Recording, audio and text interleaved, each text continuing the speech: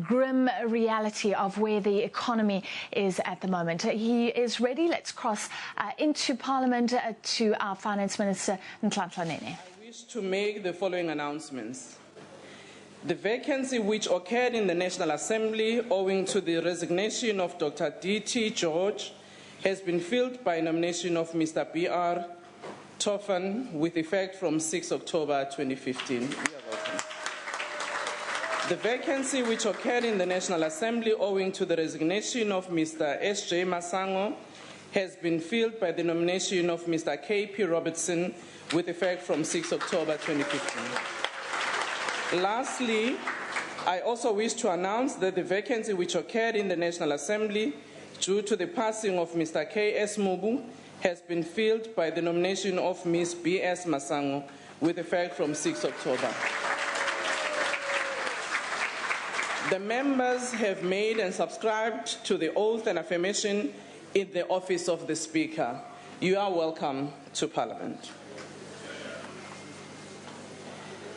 Honourable members, I will now ask the Secretary to read the first and second orders of the day. Speaker, before you do that, may I please report on a point of procedure? Yes. Thank you, House Chairperson. Chairperson, the Budget Review and Recommendation reports, the very last one was actually only finalised a few minutes ago.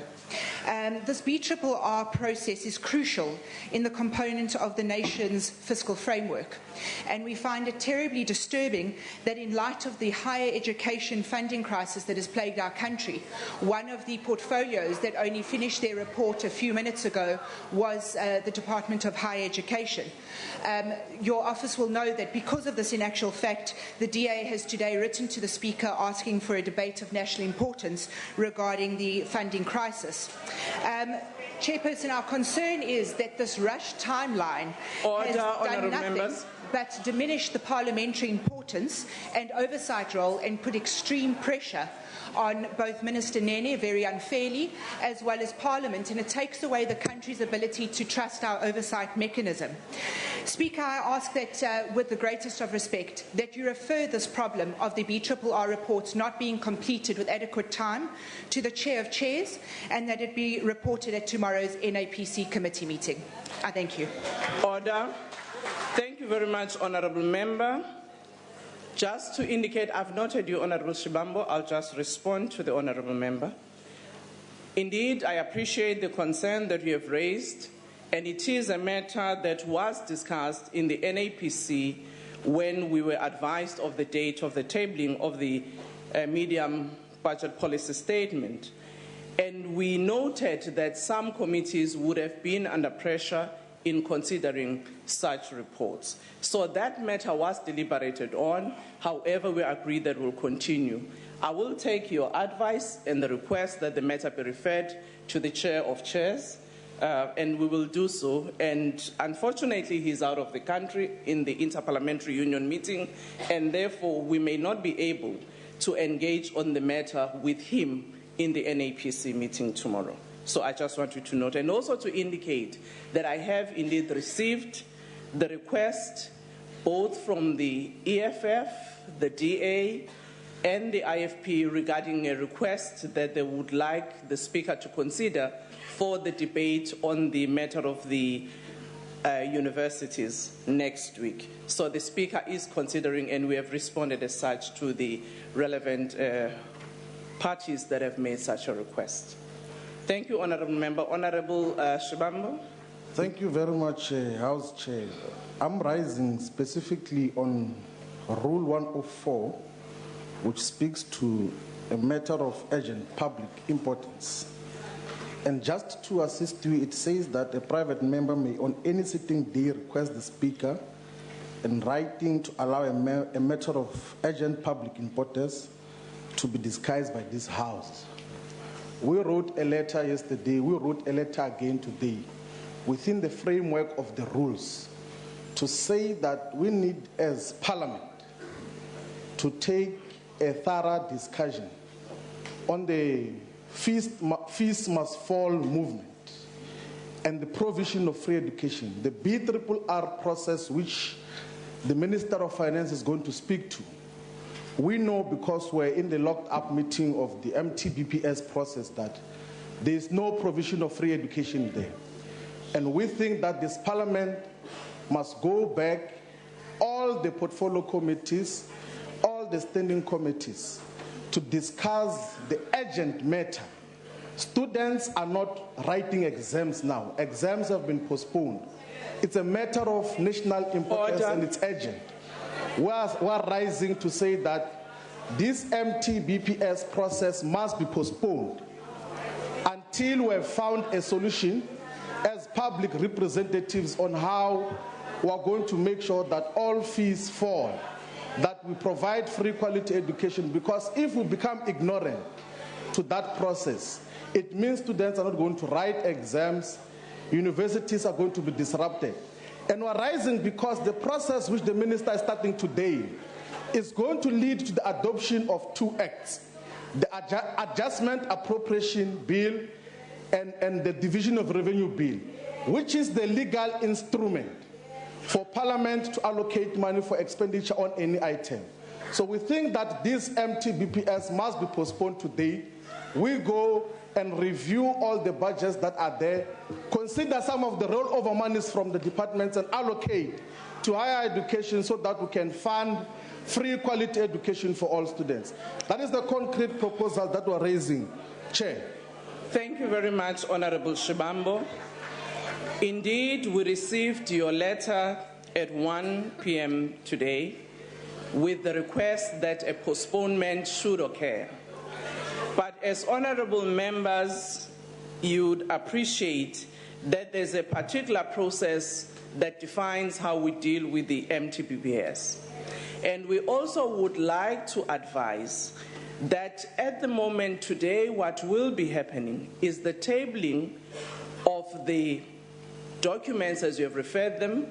Those documents are then referred to the Appropriation Committee for discussion, which allows a process for all parties to influence once again. And after which they will come back, the Appropriation Committee will come back to this House on the 20th of November to make their recommendations, after which the House will debate and then agree. So the room is not closed in terms of influencing the budget process.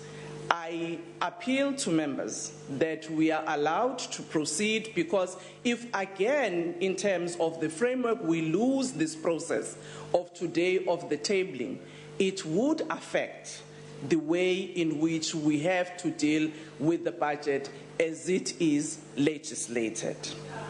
Thank you, Member. Honorable Matthias.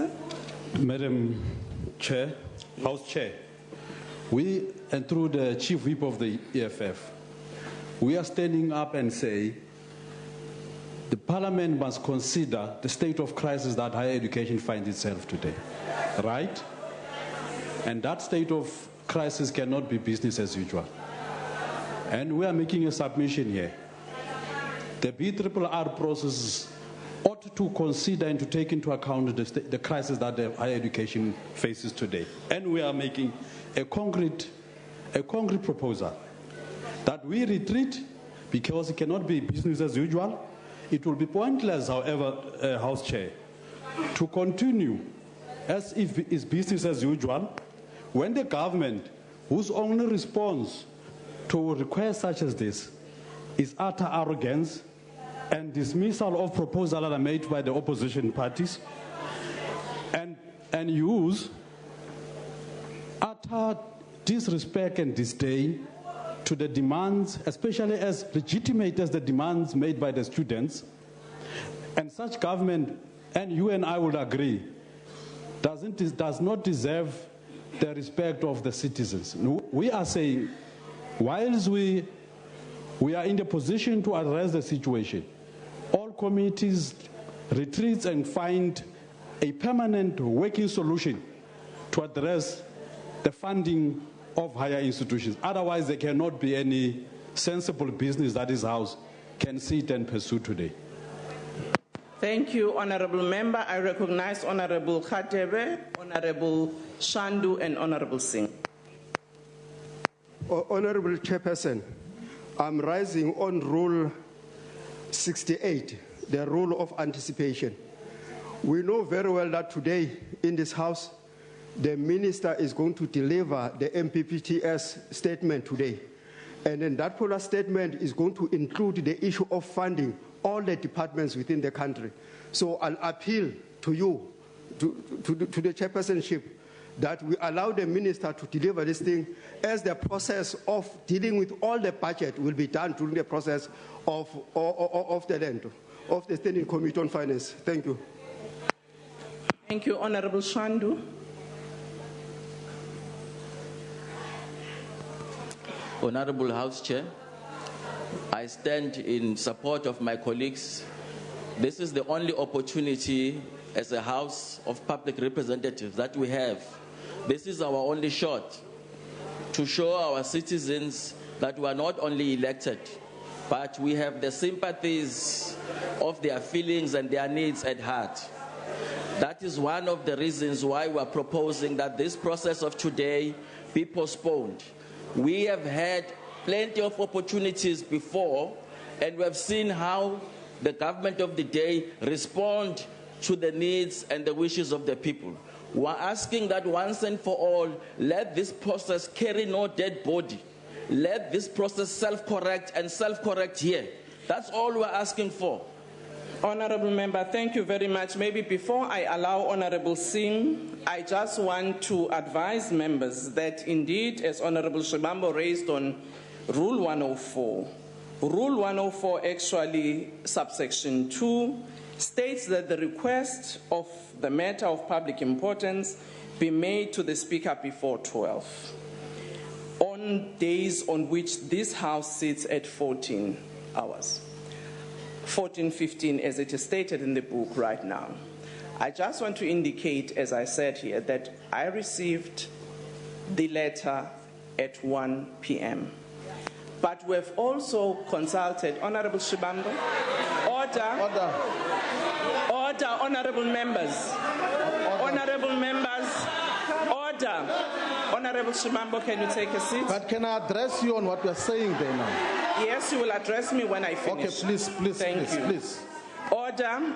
Honorable members, I was just saying that indeed my office received that letter from the EFF, but having considered the letter and consulted as well with the Speaker, we agreed that in terms of the legislative process, it is not possible to postpone this tabling. However, as I indicated earlier, we had already received a request from EFF yesterday, from the DA and from the IFP on the nature of the crisis and the request that there be a debate in the House next week. But I was also clarifying to members that the process of tabling does not mean we approve today. This gives us a framework to know what is in the budget. We will still influence the process in the committee where these documents shall be referred to. And on the 20th, it's only the time that the House will then deliberate. So there is no room that is closed. And I think we all appreciate the sensitivity and the concerns that have been raised by students and the calls that have been made, and also the interventions of the Minister of Education, Higher Education in trying to engage the stakeholders. We know that universities are ongoing with their processes of negotiations, and I would appeal to members that we allow this process because in itself it gives us that opportunity to engage when we see what is there in the figures. I will now recognize Honorable Singh. Honorable Shibambo. But Chairperson. Honorable Shibambo. On order. Honorable Shibambo. Can I raise on a point of order? Okay, it's allowed in terms of the rule. At the moment, it's Honorable Singh. But can I rise on a point of order? Because it's allowed in terms of the rules. Honorable Shibambo. You have just misrepresented reality. We sent you a letter yesterday. And then today we reminded you that You have sent you a letter yesterday. Honorable And we Shibambo, can you reminded please you. take your seat? But I'm rising on a point of order. There is another member who We had a sent you a reason letter. before you. No, but there's a point of order. Point of order means that you must interrupt the member who was supposed to speak. Honorable Singh also raised But allow on the us point to of raise order. a point of order because it's allowed in terms of the rules. Honorable Shibambo, I had said to you, you will raise your point of order, but allow another member to also express his own point of order. So can you please take your seat? Please, you must recognize me so that I can clarify you Honorable on the member, point of order. Please. Can you please take your seat? Your point of order can precede other people's point of order who have also raised them. Just take your seat. Honorable Singh. Thank you, Madam Chair. Thank you. Thank you. Thank you. Thank you, Honourable Chairperson, for your indulgence. I did rise on a point of order early on, and I appreciate the fact that you gave me my due recognition. Honourable Chairperson, as the IFP, we do recognise the crisis that has engulfed the higher education sector. And as you correctly indicated to this House, we had written to you requesting that this matter be debated as a matter of urgent public importance in terms of Rule 104. And you've correctly indicated that other parties have done so as well. However, having said that, Madam Chairperson, the proposal that you make that we continue listening to the Honourable Minister of Finance presenting his budget today is a correct one. Only a few members that sit on Finance Committee and Appropriations Committee are privy to what the Minister is going to be saying to us just now in a few minutes' time, because it's a lock-up session. We need the benefit of knowing what the Minister is going to be tabling in terms of a budget so that we can consider it in appropriate committees and make our recommendations. The recommendation could be that half the money that he's proposing for Department X be sent to the Department of Higher Education so that we can address the crisis in education. So therefore, Chairperson, we believe that we must have the benefit of listening to the Honourable Minister of Finance, table his budget so that we can consider it appropriately. Thank you. Thank you, Honourable Singh. Honourable Shibambo, followed by Honourable Boy and followed by Honourable Maimane. House Chair, as a matter of fact, we wrote a letter yesterday raising the issue of Rule 104 of an urgent matter that have to be discussed. And today we reminded you that the MTBPS process, which we are going to start with the presentation by the Minister today, has got direct impact on this process. We have been in the Higher Education Portfolio Committee and we know that the BRRR report that has been adopted today did not take into consideration the issue of the money that must be given so that fees fall everywhere. And the concrete proposal that we're making is that we are aware, well, we're privy, but we are aware that there is rollover budgets that come from all other departments, and portfolio committees must sit to consider this urgent issue which is being raised by students, to say that let us, all of us, dedicate a certain portion of our budget to the Department of Higher Education so that we're able to finance free quality education for all. It will require all of us. The Appropriations Committee is just going to discuss and consider what comes from the BRRR process. But we should, as members of Parliament, take into cognizance what has been raised by students and understand that this is a movement which, if we do not do anything urgent, might escalate into violence, might lead to loss of life. And we're pleading with you that allow Parliament to rediscuss each and every budget that has been presented. So that we come back to Parliament, inform the Minister of Finance properly in terms of what should happen. It's not a rule of anticipation. It's because of what we know. We were in the committees and we know that there is no man which has been allocated for free education, and we've got solutions on how such must happen. So please postpone postpone the process today, allow us to go back and discuss, and then we'll deal with issues from there, please. Thank you, Honorable Boy. Thank you, Madam Chair. The African National Congress rejects this proposal. It rejected on the basis that at all stages, that since the start of the crisis, the African National Congress and its ministry and the government have been able to inform itself of exactly what is going on. But in the meantime, it's quite clear that you can't collapse government on the basis that you think that there's a crisis that is being defined by the EFF. The point is very simple. The point is very simple, is that we accept, and the minister is in a process. On the point of order, Chair. The minister is in a process. Chair, I'm right. Honorable member from the EFF, can you take your seat? Allow the other member, as I allowed your members to also finish their point of order. Would I be able to get an opportunity after I finish this? You will get later because there are other members before you, and you will respond. Chairperson, we are still insisting that the ministry is involved in this particular process, and there's an engagement that is taking place. The MTBPS will inform the broad public, and definitely it will inform the members of parliament broadly for them. Likely in the African National Congress, we have gone through many of these reports. We have reflected, because you can't just prioritize just one area and forget about the rest. So what we are saying is that within the processes that have been created by the rules, because quite clearly that the honorable member is not even quoting any rule to be able to pinpoint to us that how do you recycle the process to benefit what it's doing, because there can be crises virtually every day, and is it how you want to run a government? And that is not possible. And it's on those bases that the African National Congress continues to say, let's allow the minister to proceed with the process, so that on the basis of information, we could be able to deal with the matter itself. It's in front of us, and we are going to take it. Thank you, Honorable Maimane.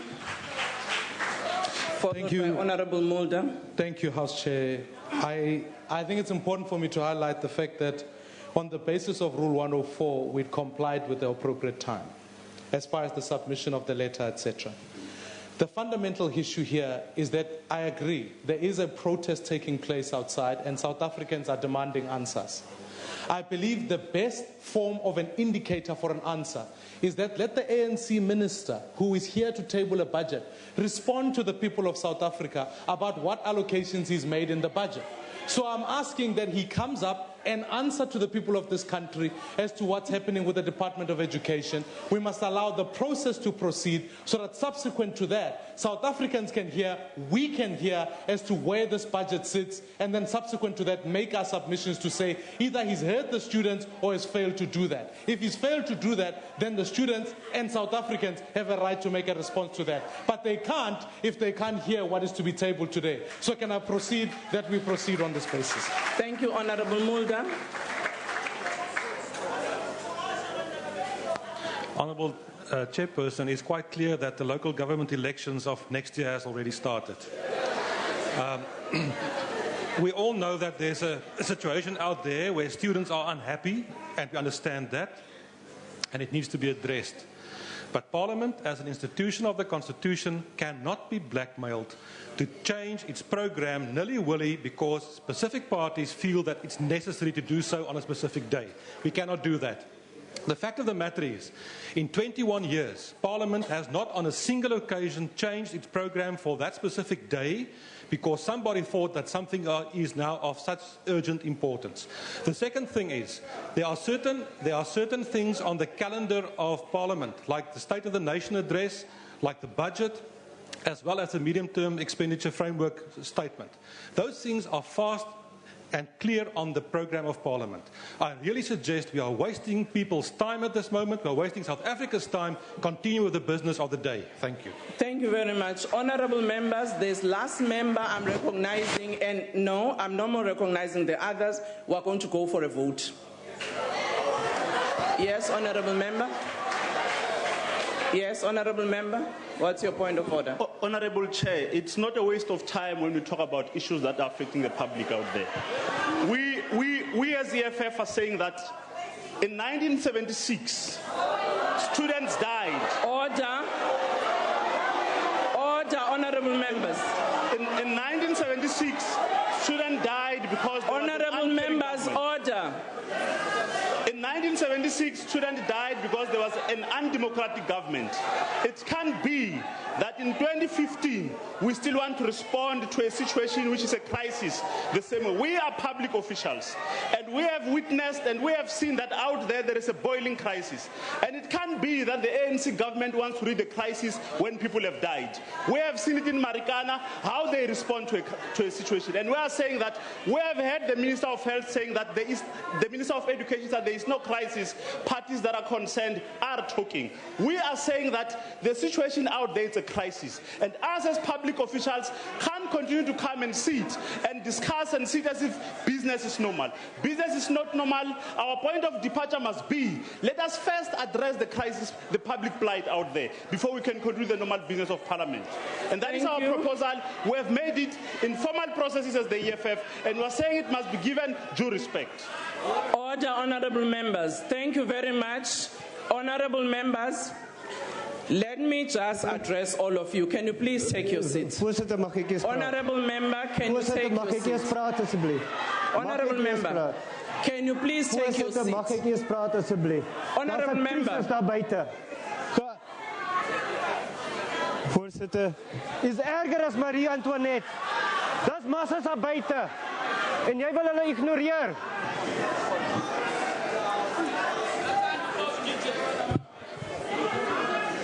Voorzitter, dis massas daar buite. En is erger as Marie Antoinette. Order, honorable members. Die land kan nie bekostig dat ons 'n week wag om die probleme aan te spreek nie. Ons moet dit nou aanspreek. Ons kan nie wag nie. Ons moet dit nou aanspreek. I think we'll call the minister to continue.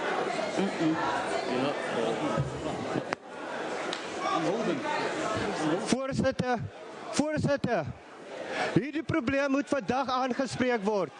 Die land kan nie bekostig dat ons 'n week wag om hierdie probleme aan te spreek nie. Ons moet dit vandag aanspreek. Ons spreek dit vandag aan. Dit is erger as Marie Antoinette. Die massas is daar buite by die hek. No. You can't do this. You're depriving me of my right to speak. You can't do this. Order, honorable members.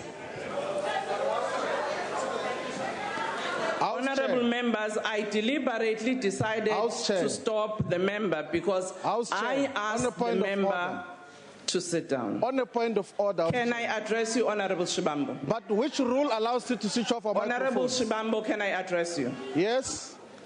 Can you take your seat? But you must tell me about the rule that allows me to switch off my microphone as well. Can you please take your seat? Please. Honorable members, a proposal was made by the EFF that the presentation today of the MTPPS must be postponed in order to reflect on the issue of national importance regarding the university challenge. Other members of the House from their respective parties equally rejected the proposal, and they stated the reasons why. Members of the EFF still continue to argue, albeit those rejections from other members. In order for us to proceed and put this matter to rest, I will ask that the bells are rung for 3 minutes and we vote so that we allow the minister to proceed, depending on the vote. But House Chair. Can the bells be rung for 3 minutes? House Chair. Why do you switch off our microphones? Allow us to deal with this issue. Honorable members, the bells are going to be rung for 3 minutes and we vote because indeed there is no agreement. Oh, wait. We started this campaign of the paper, not now. Yeah. When you come back, immediately when you come back, we'll proceed. When he stands up, we're going to do it. Yeah. Sure. We don't allow go to do paper campaign and continue raising points of order. We must not allow that man to speak. We must not allow when.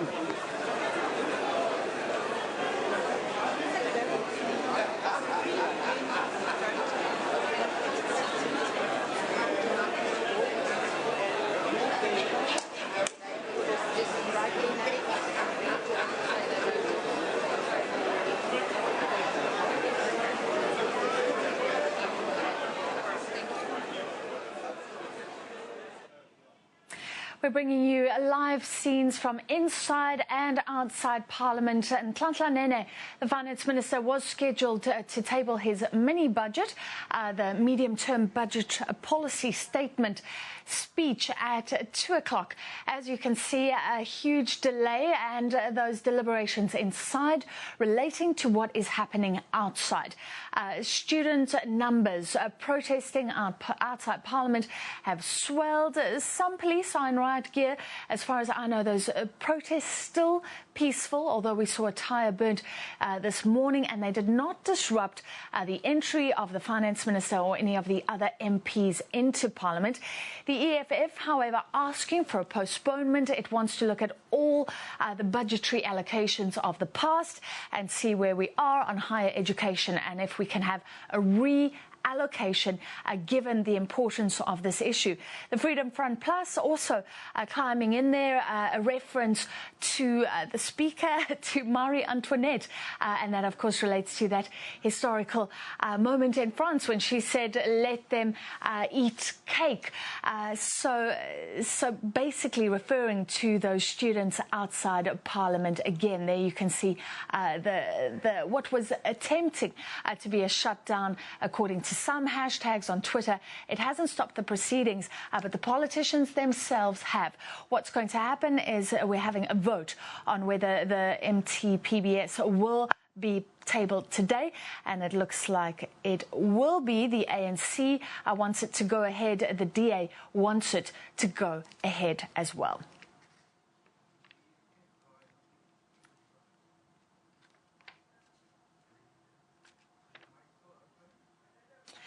Let's just run through some of the issues that Finance Minister Nhlanhla Nene is to speak about. Now, the DA correct in that there's been a lockup and the journalists inside have been let out. So a bit of a grey area now whether we can release any details to you. So I won't look at the speech, but rather the expectations. And really, this is a chance for government to face the state of the economy, a grim reality right now.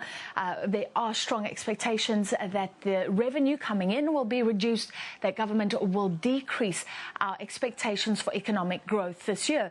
At the same time, Nhlanhla Nene has to try and lift business confidence. We don't only have a problem with investors looking at the country, but we know that internally a lot of businesses holding on to cash, not investing themselves in this economy, and it's so desperately needed. Rating agencies will be watching this closely. They want to ensure that government does not extend its debt. We're heading towards debt at quite high levels, historic levels of 50% of GDP, and government has been very constrained, saying that we will not go beyond that. However, we're looking at this protracted period of a lack of economic growth. We really need a boost.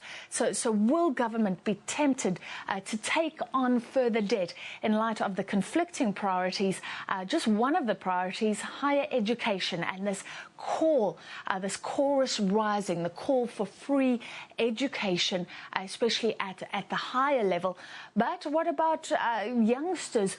What about those in schools, in primary education? That important as well, and a whole lot of conflicting issues. We're back live in Parliament. Let's take you inside once more. Or abstain signs. If a member inadvertently presses the wrong button, the member may thereafter press the correct button. The last button pressed will be recorded as the member's vote when the voting session is closed by the chair. Chairperson, on order. Order. The question before the House point of order, Chairperson, is the business of the day. Is that the business of the day be postponed in terms of Rule 97C? members on their allocated seats? On a point of order, Voting will now Chairperson. commence. Those in favor of the business of the day being postponed On a point of order, this is in not an terms of issue of Rule elections 97, here. subsection C, We are should raising a press principled yes. issue. Those against It's not should about press no elections, button. it's about principle. Those wishing to abstain must press the abstain button. It's about principle.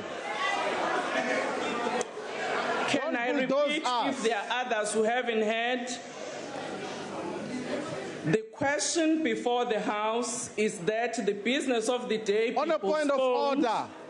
in terms of Rule 97, subsection C. Those in favor of the business of the day being postponed in terms of Rule 97, subsection C should press the yes button. Those against should press no. Those wishing to abstain should press the abstain button. Have all members voted? Thank you. The voting session is now closed. House Chairperson, I rise on a point.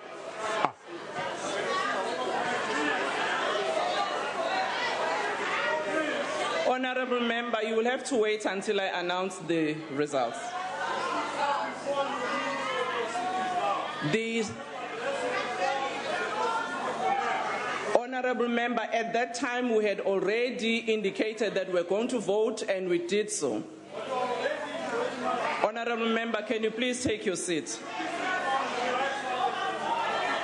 Voting attendance authorized to vote 400. Yes, no, 0. No, 291. Abstain, 0.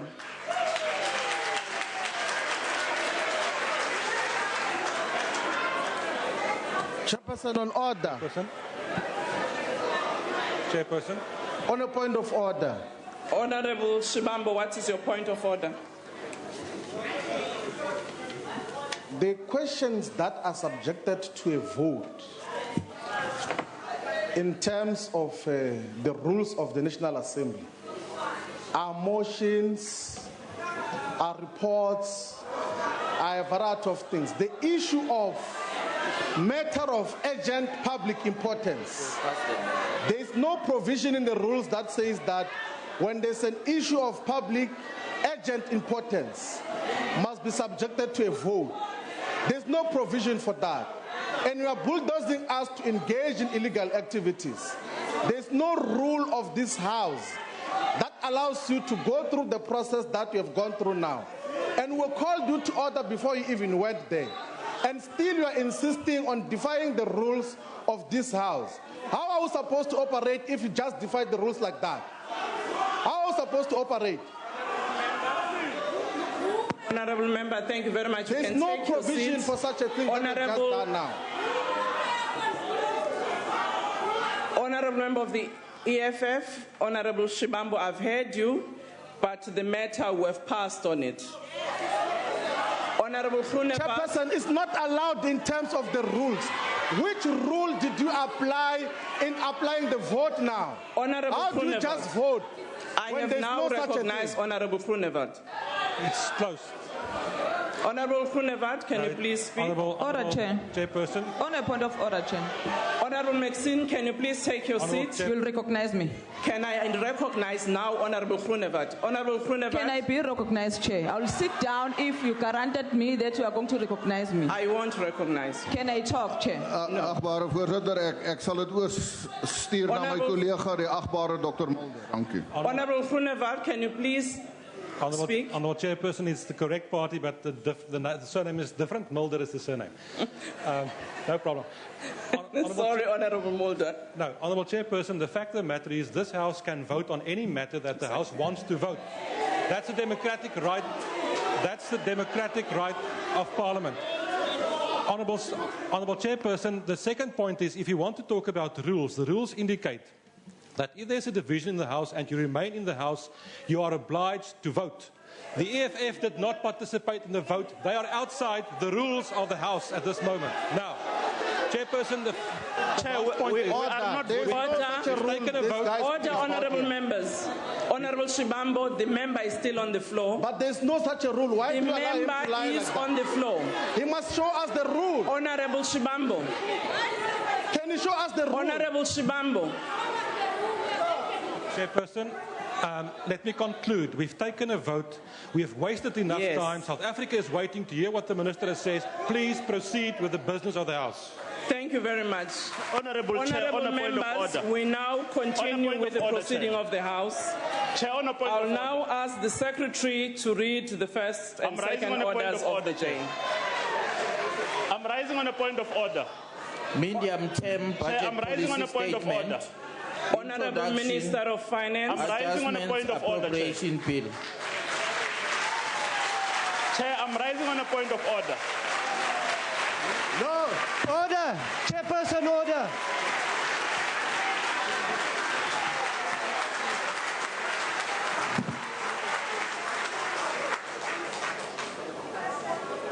Honourable Speaker, Mr. President, Cabinet colleagues and Deputy Ministers, Governor of the Reserve Bank, MECs for Finance, Honourable Members, fellow South Africans. On a point of order, Chair.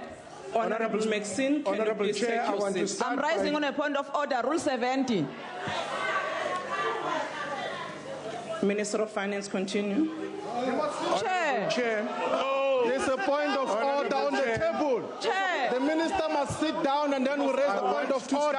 Honourable Chair, by tabling the medium-term budget statement, the adjusted estimates of national expenditure, There's a point of order on the adjusted table. appropriation bill, and the division of revenue amendment bill for 2015, 2016. Fees must fall. Fees must fall. Fees must fall. Fees must fall. Fees must fall. Fees must fall. Fees Order, must fall. honourable members. Fees must fall. Given the disturbance in the House, honourable Minister, can you take your Fees seat? must fall. Fees must fall. I will Fees must ask fall. Fees must fall. honourable members of the EFF to take your seats. Fees must fall. Can I please ask members of the EFF to please take your seats? Fees must fall. I will now ask the Sergeant at Arms to come and ask the members to leave. Recognize us first. Fees must fall. Fees must fall. Fees must fall. Fees must fall. Fees must fall. Fees must fall. Fees must fall. Fees must fall. Hey, hey. Fees must fall. Fees must fall. Fees must fall. Fees must fall. Fees must fall. Fees must fall. Fees must fall. Fees must fall. Fees must fall. Fees must fall. Fees must fall. Fees must fall. Fees must fall. Fees must fall. Fees must fall. Fees must fall. Must recognize us here. Fees must fall. Honourable members of the EFF, Recognize us first. We want to talk to you. Honourable Shibambo, We want to talk to you. You must Honourable recognize us. Matthias, We want to talk to you. Honourable We Maxine, want to talk to you. Honourable Paulsen, We want to talk to you. Honourable Shandu, That you must know. Honourable Mlauzi, Fees must fall. Fees Honourable must fall. Chiame, Fees must fall. Honourable Fees must Dlamini, fall. Fees must fall. Honourable Fees must Kawula, fall. Fees must fall. Fees must Honourable fall. Khoza, Fees must fall. Fees must fall. Fees must fall. Fees must fall. Fees must fall. Fees must fall. Honourable members, Fees must fall. I have given you a further opportunity to comply with the directives of the Chair as assisted by the Sergeant at Arms. As this conduct is now interfering with the ability of the House to conduct its business, I now call upon the Parliamentary Protection Services to assist the Sergeant at Arms to remove the members from the chamber. so that the House can proceed with its business. Fees must fall. Fees must fall. Fees must fall. Fees must fall. Fees must fall. Fees must fall. Fees must fall. Fees must fall. Fees must fall. Fees must fall. Fees must fall. Fees must fall. Fees must fall. Take this one.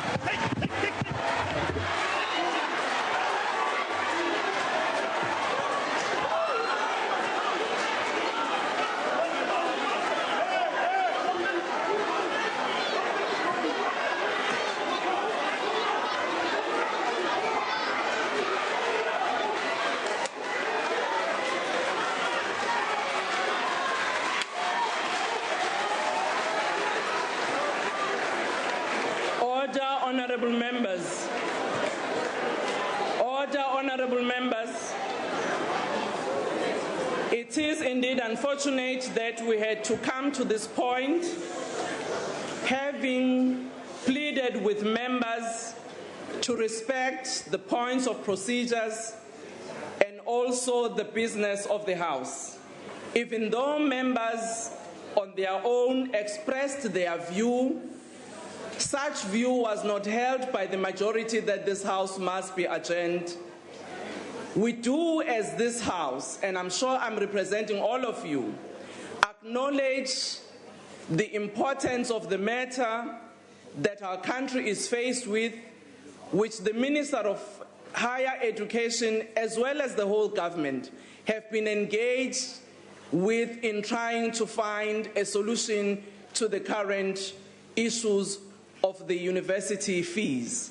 I don't think a message should be communicated that this House, by not adjourning this process, belittle the matter of public concern. Members have stated categorically that they would want to hear the government position on the allocation of resources to deal with the challenges that our country faces, including higher education and its costs. And we have also agreed that members will still have an opportunity, after the tabling of this important policy statement, to engage with it so that if there is a need for any adjustments, those recommendations must be made and given to government, after which this House, on the 20th of November, will then approve the budget. I will now ask the Minister of Finance to continue with his presentation. Over to you, Minister. Thank you again, Honourable Chairperson. Mr. President, Cabinet colleagues, as I've addressed you, Deputy Ministers, Governor of the Reserve Bank, MECs for Finance, honourable members, and fellow South Africans. It is indeed my privilege to present the 2015 medium-term budget policy statement together with the Adjustments Appropriation Bill and the Division of Revenue Amendment Bill for 2015-16. Honourable members, global economic growth has slowed, commodity prices remain depressed, and unemployment has increased in many parts of the world. Growth is considerably lower in our economy than we projected in February. This is in part a consequence of the global slowdown, but it also reflects our energy constraints and structural weaknesses in our own economy. In these challenging circumstances, honourable members, we have had to revise our revenue estimates down for the period ahead. The medium-term budget policy statement outlines the tough choices we have to make and challenges us to implement our national development plan with vigour. Over the past decade, there has been substantial progress in our social and economic transformation. Minister Hadebe recently released the latest development indicators, the report on development indicators. It shows, among others, that South Africa's life expectancy increased from 52 years in 2004 to 61 in 2014. Infant mortality dropped from 58 to 34 deaths per 1,000 live births between 2002 and 2014. Over this period, the number of households living in formal dwellings increased from approximately 8 million to 12.4 million. The share of households with basic access to electricity increased from 77% to 86%. Access to water increased from 80% to 86%, and access to sanitation increased from 62% to 79%. The proportion of 5-year-old children attending early childhood development facilities has more than doubled to 87%, and adult literacy has increased to 84%. These development indicators also signal several important long-term trends in our social and economic structure, ranging from movement of people from rural areas and small towns to cities and associated changes in lifestyle and living standards. The rising use of public transport and urban amenities, increasing demand for education use of social media and access to the internet. The growing importance of service industries and tourism, and the growth of our economic links with Africa and the global economy. In reflecting on our transformation challenges, honourable members, it is clear that a new growth path is needed if we are to unleash the development potential of these structural trends.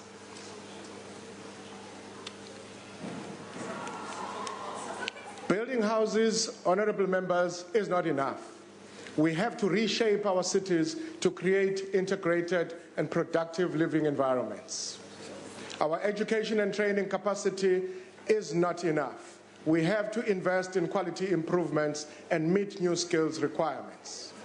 Our levels of investment are also not enough. We have to modernize technology and compete effectively in the global economy. Our present retirement and insurance arrangements are not enough. We need a more comprehensive approach to social security. And we also know that growth is not enough. Investment in health, nutrition and basic living conditions are key contributors to poverty reduction, social mobility and lower inequality. These are large themes, honourable members, and I should refrain from trespassing on territories that are supervised otherwise by my fellow colleagues in Cabinet. But my point is that the proposals in our medium-term budget policy projections are only the more quantifiable instruments of our transformation. They are deeper and more profound currents. It is in the quality of our services and the integrity of our engagements that we have the most powerful levers of social change.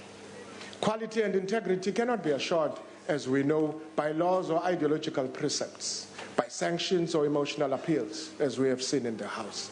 They derive from dedication, commitment, and shared values.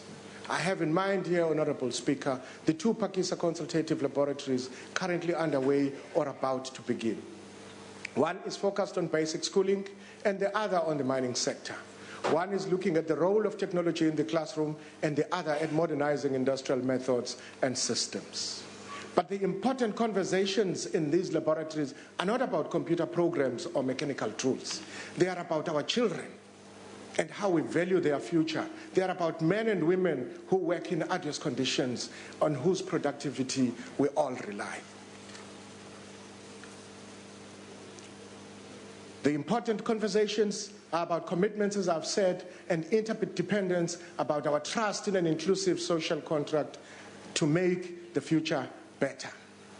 When times are tough, as they are now, it is that much more important that we strengthen the partnerships that put our children first, partnerships that signal our commitment to decent work, that open up participation in our economy, and that broaden access to land, skills, finance, and development opportunities.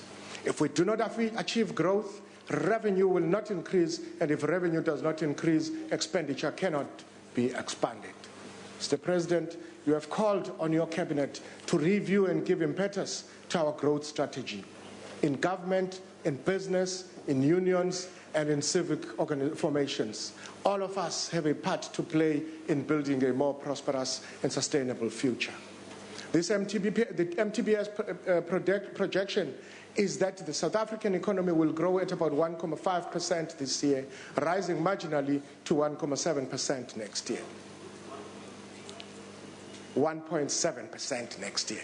This is considerably lower than at the time of the February budget, when we envisaged a 2% this year and 2.4% in 2016. The IMF has also projected a decline in growth next year, and perhaps that's where the 1.3 comes from. Electricity supply constraints, falling commodity prices, and lower confidence levels have resulted in our growth forecasts being revised lower. Investment growth will be just 1.2% this year. Limited employment growth and household income constraints are holding back consumption. Exports have grown strongly this year, which is a welcome recovery after setbacks in mining and manufacturing last year. Although exports have grown faster than imports since 2012, the current account deficit on the balance of payments is still a sizable 4.1% of GDP this year. Consumer price inflation has declined from 6.1% in 2014 to a projected 4.8% this year. Higher food prices and the weakening of the rand are expected to contribute to a rebound in inflation to around 6% a year over the period ahead. Financial market volatility is high and capital inflows into emerging markets have slowed. This has raised borrowing rates for emerging markets globally. Though there is still a long way to go in building energy security, we are now benefiting from Eskom's enhanced maintenance efforts and our expanding renewable energy programs. The first unit of Medupi also came online, adding 800 megawatts of capacity to the grid. The Minister of Energy has invited proposals for independent coal and gas power projects. The National Treasury is working also with the Department of Energy to assess proposals and financing options for building additional nuclear power capacity. Rail capacity continues to expand alongside road, water, and telecommunication networks. Increased investment in broadband was one of the main reasons for South Africa's improved ranking in the Global Competitiveness Report to 49th place out of 140 countries. Amicable settlements have been reached this year in the coal and private security industries and for the majority of gold workers. The CCMA has become increasingly proactive in settling labor disputes thanks to the changes in the Labor Relations Act. NEDLAC is working on practical ways to avoid protracted and disruptive strikes, whilst also considering proposals at a national minimum wage. Our employment tax incentive for young work seekers continues to attract broad participation. Total claims for the incentive have amounted to 3.9 billion rands since the start of the program, up to the end of July 2015. It has been claimed by over 36,000 employers for over 250,000 workers. There has been active debate around its impact, and the ETI will be carefully assessed in due course, recognizing that all programs and incentives should be evidence-based and continuously evaluated. This will complement research by the Davis Tax Committee on the role of incentives in the corporate tax system. Honourable members, bold action is needed. Restoring the momentum of growth requires policy certainty, confidence and trust shared between government, business, workers and households.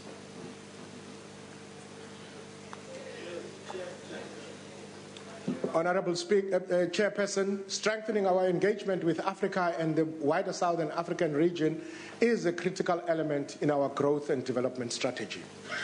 Regional integration means practical collaboration in building infrastructure, investment promotion and growing trade linkages. In order to fast-track key projects, we have introduced a project preparation and development facility for the SADC, managed by the Development Bank of Southern Africa.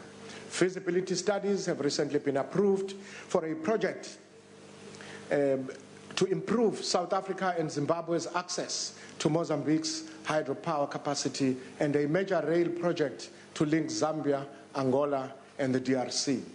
South Africa continues to use its membership of the G20 to support international cooperation in lifting growth and reducing global inequality. We welcome the detailed and wide-ranging commitments made by the global community in the 17 Sustainable Development Goals for the next 15 years and the related agreement on financing for development. Also to be welcomed is the package of measures that has been agreed to this year to counter corporate profit shifting and base erosion. South Africa has already committed to automatic exchange of financial information for tax purposes.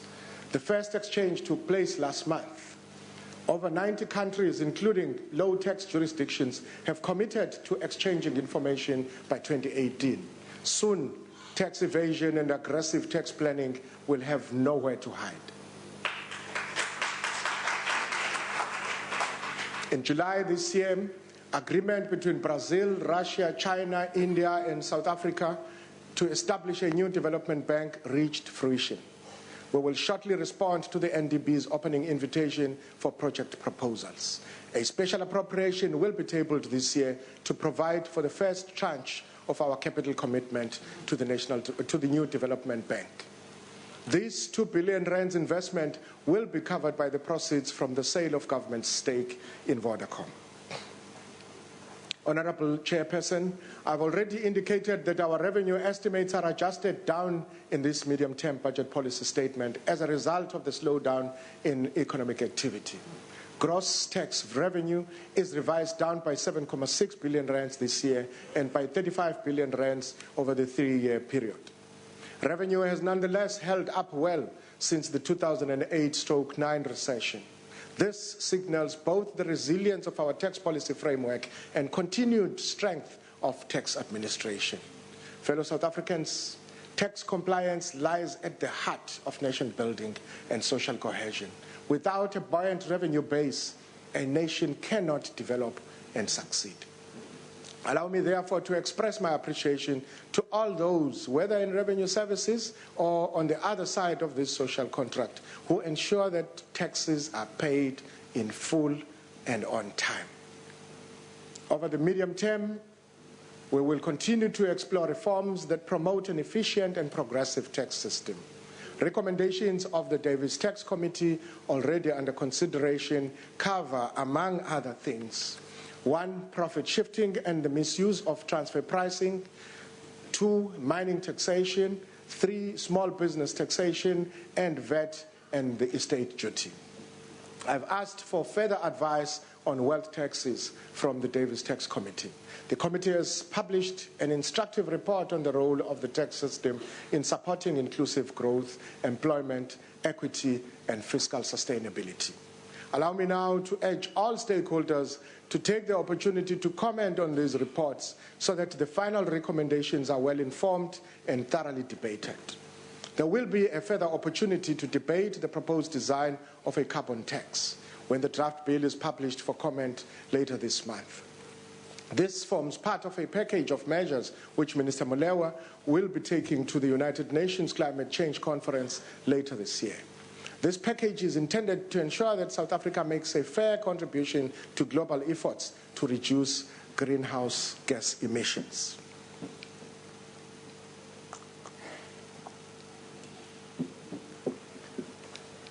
Honourable members, our central fiscal objective over the period ahead is to stabilize debt as a share of GDP.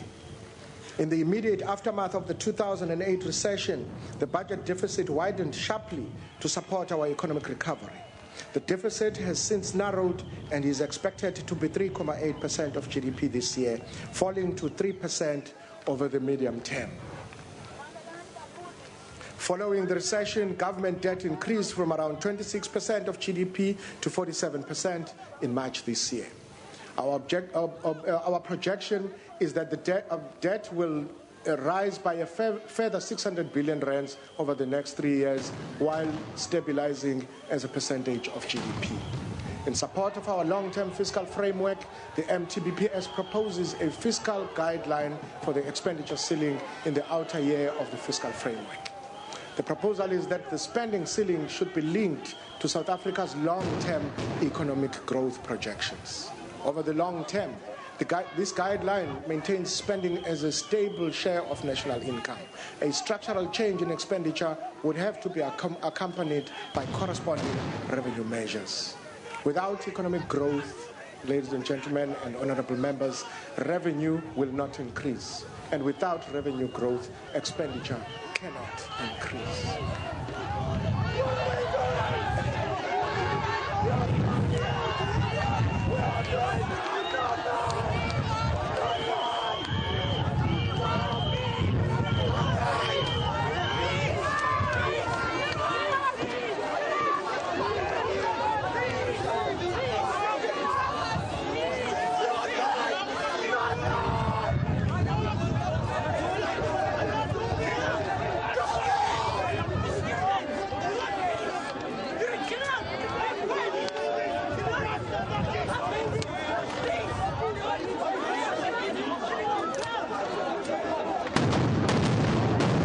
These are absolutely live visuals coming in through from outside Parliament. And of course, as we can see, it's the students up against the police. The police are trying to quell the turmoil that took place. Now, this protest is, of course, against the hike of fees that is said to be 6% starting as of next year.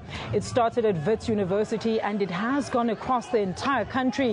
What we're seeing now is shocking visuals live outside of Parliament, and we're getting reports that even some students have tried to scale the parliamentary fence. Hence, the police have been called in to try and quell the situation. We're keeping a close watch as SABC News on the latest. And of course, this is happening all the while the minister is giving his midterm budget speech.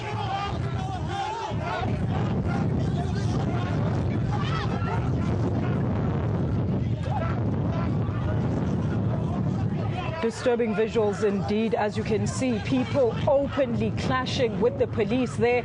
We can see injuries everywhere around the students, black and white, all in the fight against the fees at universities.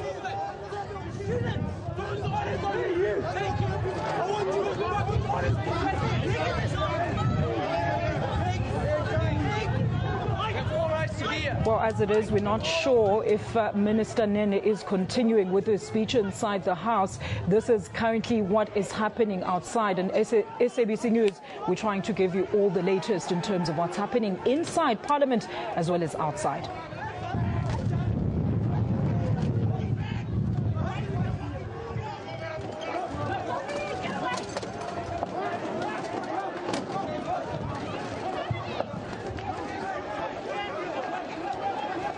Now, if you've just joined us, when the House was actually about to begin with the order of the day, you saw their EFF members getting up on a point of order and, of course, requesting that the issue that is at hand, and that was the students that were protesting outside, demanding to be heard on their grievances before the minister tabled his speech. And, of course, those students, the EFF members there, got up and requested to speak. And, of course, that's when all the turmoil started, and we saw they had to be forcefully removed inside Parliament by the order police.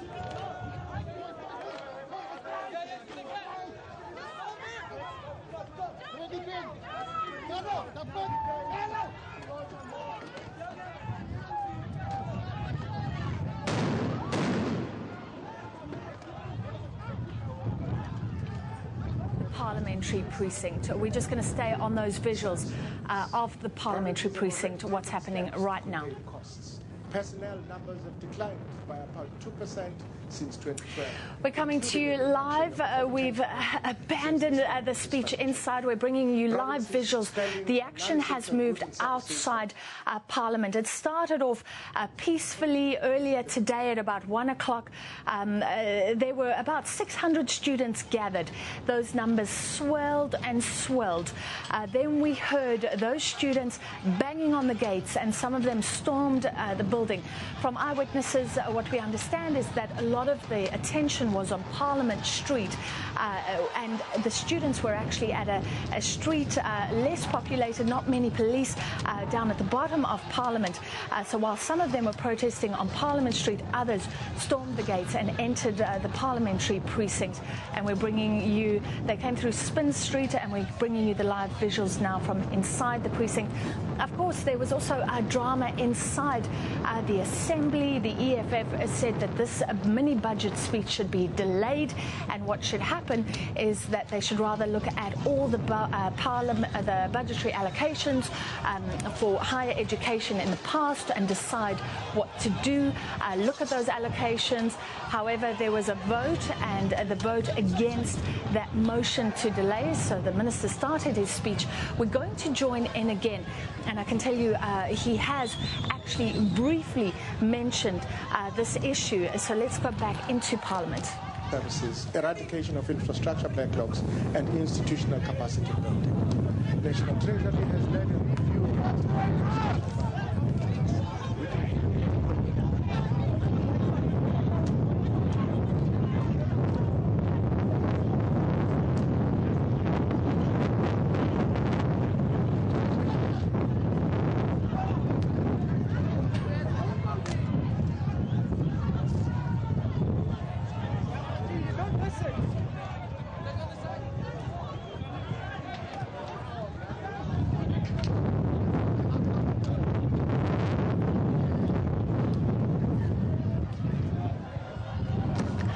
All right, those are visuals coming to you live from outside the Parliament precinct. As you can see, there's a scene of absolute chaos. Students throwing bottles and all sorts of things, as you can see, against the riot police there. Now, this is, of course, against the proposed, initially it was a 10.6% fee hike, and of course, which has been revised to 6% by Minister Nhlanhla Nene. Now, the students are not buying this. They're saying that they did not want to protest against a fee hike, but rather they were protesting against no hike at all in the fees for next year.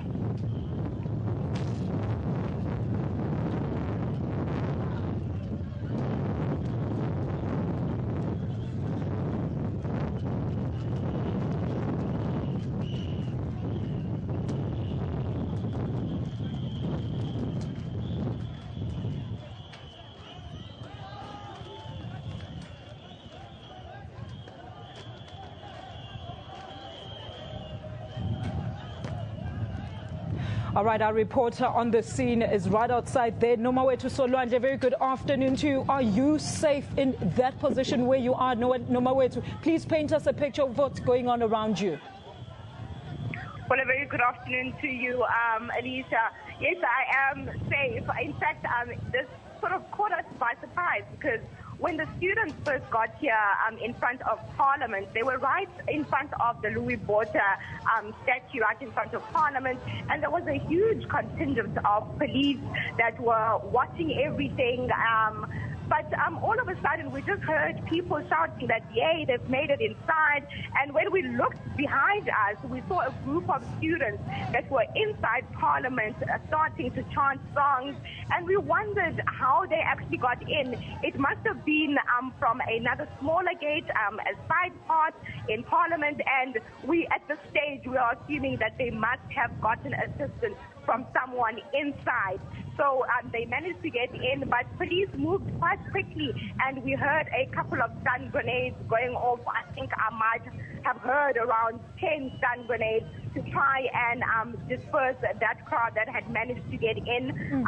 But some of them did come out. But at this point where I'm standing, there is a group of students on the outside, but there are still those clashes with the students and police, because police are trying to close the gates to Parliament so that no more of these students are actually able to gain entrance. But now they're throwing things at police. So it is quite chaotic from where I'm standing. But police continue to just throw off those stun grenades, Alicia. Look, Nomawethu, who actually organized the students to come right outside Parliament? We understand that the EFF was sending buses to various universities in the early hours of this morning. Have you heard confirmation, any confirmation on this? Have not been able to get confirmation on this, Alicia. I did, in fact, also hear it this morning. But what I can tell you, when EFF leaders actually came out to the students that were in front of Parliament today, what I can confirm, what I saw with my own eyes, was that they were booed and they were told to go.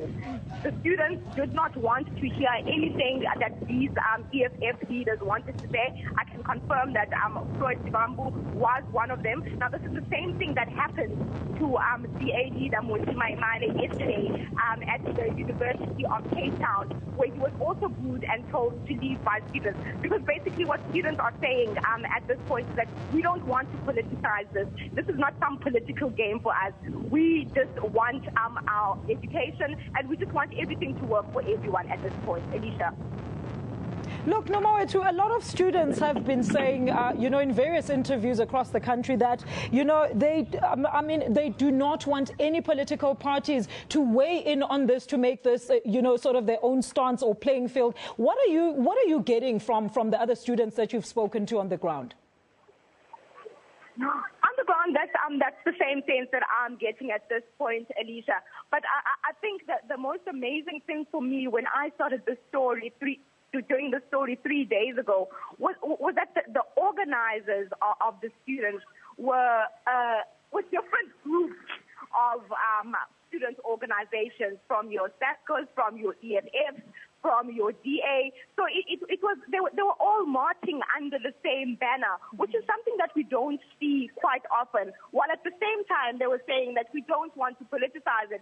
Whenever there were the big leaders that came in and wanted to use this as something else, they said, no, that's not what we want to do. But we accept the fact that we are different students, that we will be part of different groups. But at this stage, this is what we are on about. The fees increase is the center of this fight, and it's not about politics, Alicia. Nomoetu, look, has there been any word from inside? I know you're quite outside in part of the chaos. Is there any word that, the powers that be of Parliament are actually coming out to address the situation outside?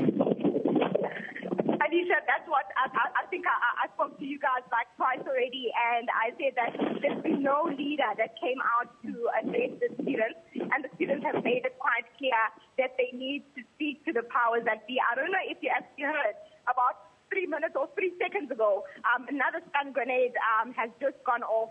So there's clearly, from what I see, a lot of tension at the gate there. But Alicia, we will keep you updated. I don't know if you can hear that again, Alicia. Another stun grenade has just gone off inside of Parliament. So the situation is very, very tense down here. Nomoetu, can you give us an update on what happened to the EFF members that were forcibly removed from Parliament just a while ago? I have not been able to get any of that information from where I am standing, Alicia. Sorry, I cannot confirm that. All right, definitely we'll keep in touch with our reporters on the scene there. That's Nomoetu Solwandle, right outside Parliamentary Precinct, where, of course, it is the clash between the students against the riot police trying to protect the house there in Parliament.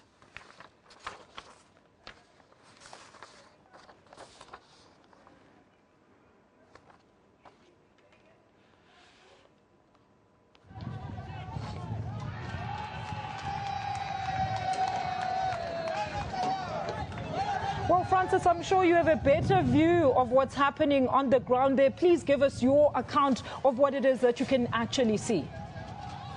Yes, so what we're seeing now is visuals of the cops just outside the gates. There you can see water grenades being used, stun grenades seen a little bit earlier, the red smoke, and clashes are continuing to take place. I have seen some of the visuals, 1 or 2 students bleeding. So we don't know how serious the injuries are at this stage, but definitely clashes. And it escalated quite quickly. We heard the students storming the gates. Then they came into the precinct area. So they literally are just meters away from the entrance, the main entrance to Parliament, where Nhlanhla Nene continues his speech. So they're not yet in the assembly. Just let's stay on these visuals for a while. You can see some of the tension happening inside. I'm joined by economics editor Thandeka Nobule, and you noticed that the politicians themselves, while the speech was going on, came outside to interact with the students. Just tell me what you saw. It was much earlier in the day when some politicians chose to approach the students beyond the gates. At that point, there wasn't such a huge crowd. And the students told the politicians that their struggle is not political. They want to be heard, and they wish to be heard on this day of the budget because they are concerned about the financial allocations to further education in South Africa. It is fair in a way. They've rejected the EFF. Yes. They've rejected the DA. So they're saying they want to fight this struggle on their own, essentially. They're saying they are okay on their own. They wish to be heard as themselves. They don't want politicians to mediate for them. Okay, so this became a political issue.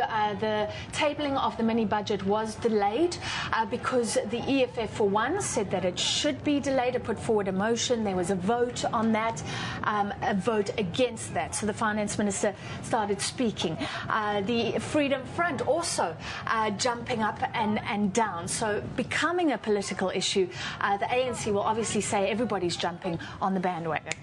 Yes, but there are some economic issues and there are some budget-related issues that the students are raising. For example, let's look at the allocations, because you've looked at allocations for higher education. Where are we sitting right now?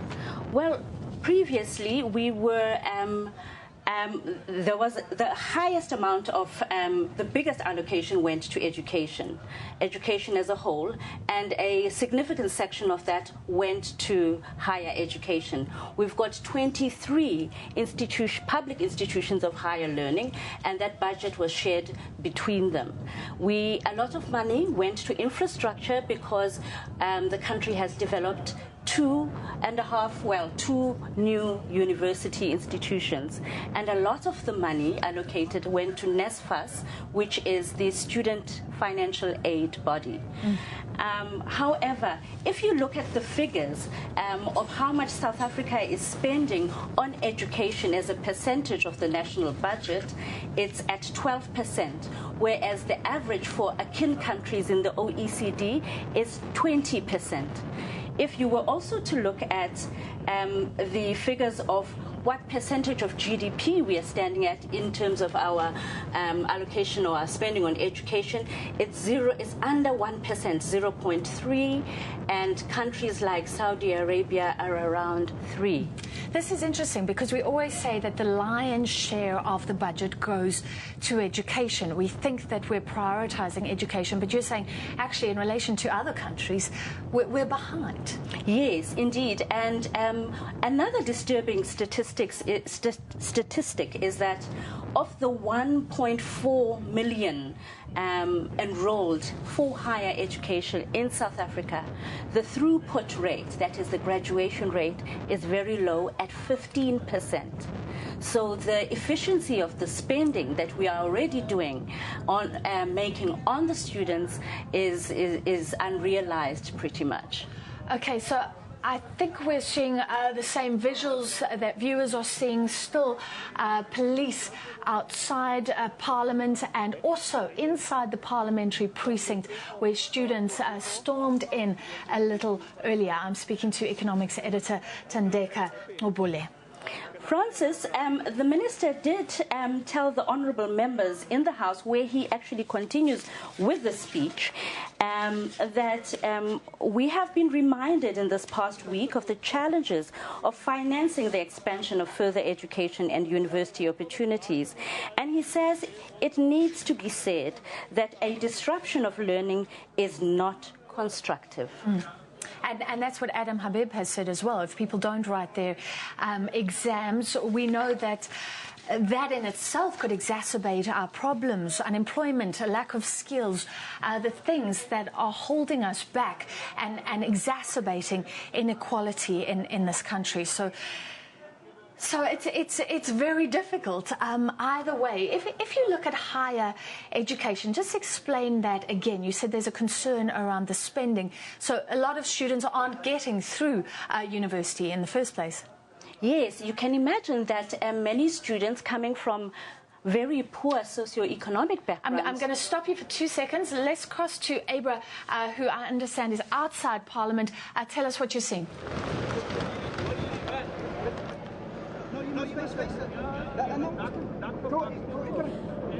I'm standing in front of the main gates of Parliament, and behind me we have thousands and thousands of students who are trying to get their voices heard. Earlier on they were inside the precinct, but after a range of stun grenades and banging went off, they were all forced out. Now, while I was here, I witnessed running battles between police in riot gear and the students, and these kids are not backing down. They were moving full force to the front. They showed no fear. I saw students on the ground crying. Some of them were hit by various missiles. As I'm standing here right now, there are missiles being launched over the gates. These students are telling the cops they are not going anywhere. On the other side of Parliament, at the other gates, we have the same situation over there. The students are actually on the premises on that side. They're sitting in, they're forming little protests, and you constantly see students trying to break through the police barriers, trying to get in. In the meantime, the National Assembly is still sitting. MPs are going to be expected to come out from the steps onto the steps of the National Assembly soon. So who knows what's going to happen then, because these students are demanding that they see Higher Education Minister Bladen Zimande today. Back to you in the studio.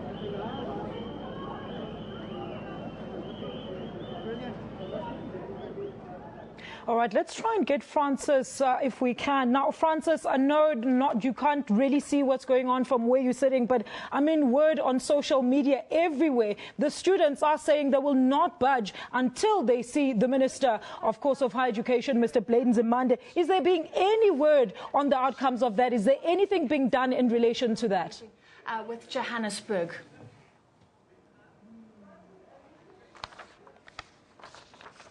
Francis, can you hear me there? Sure.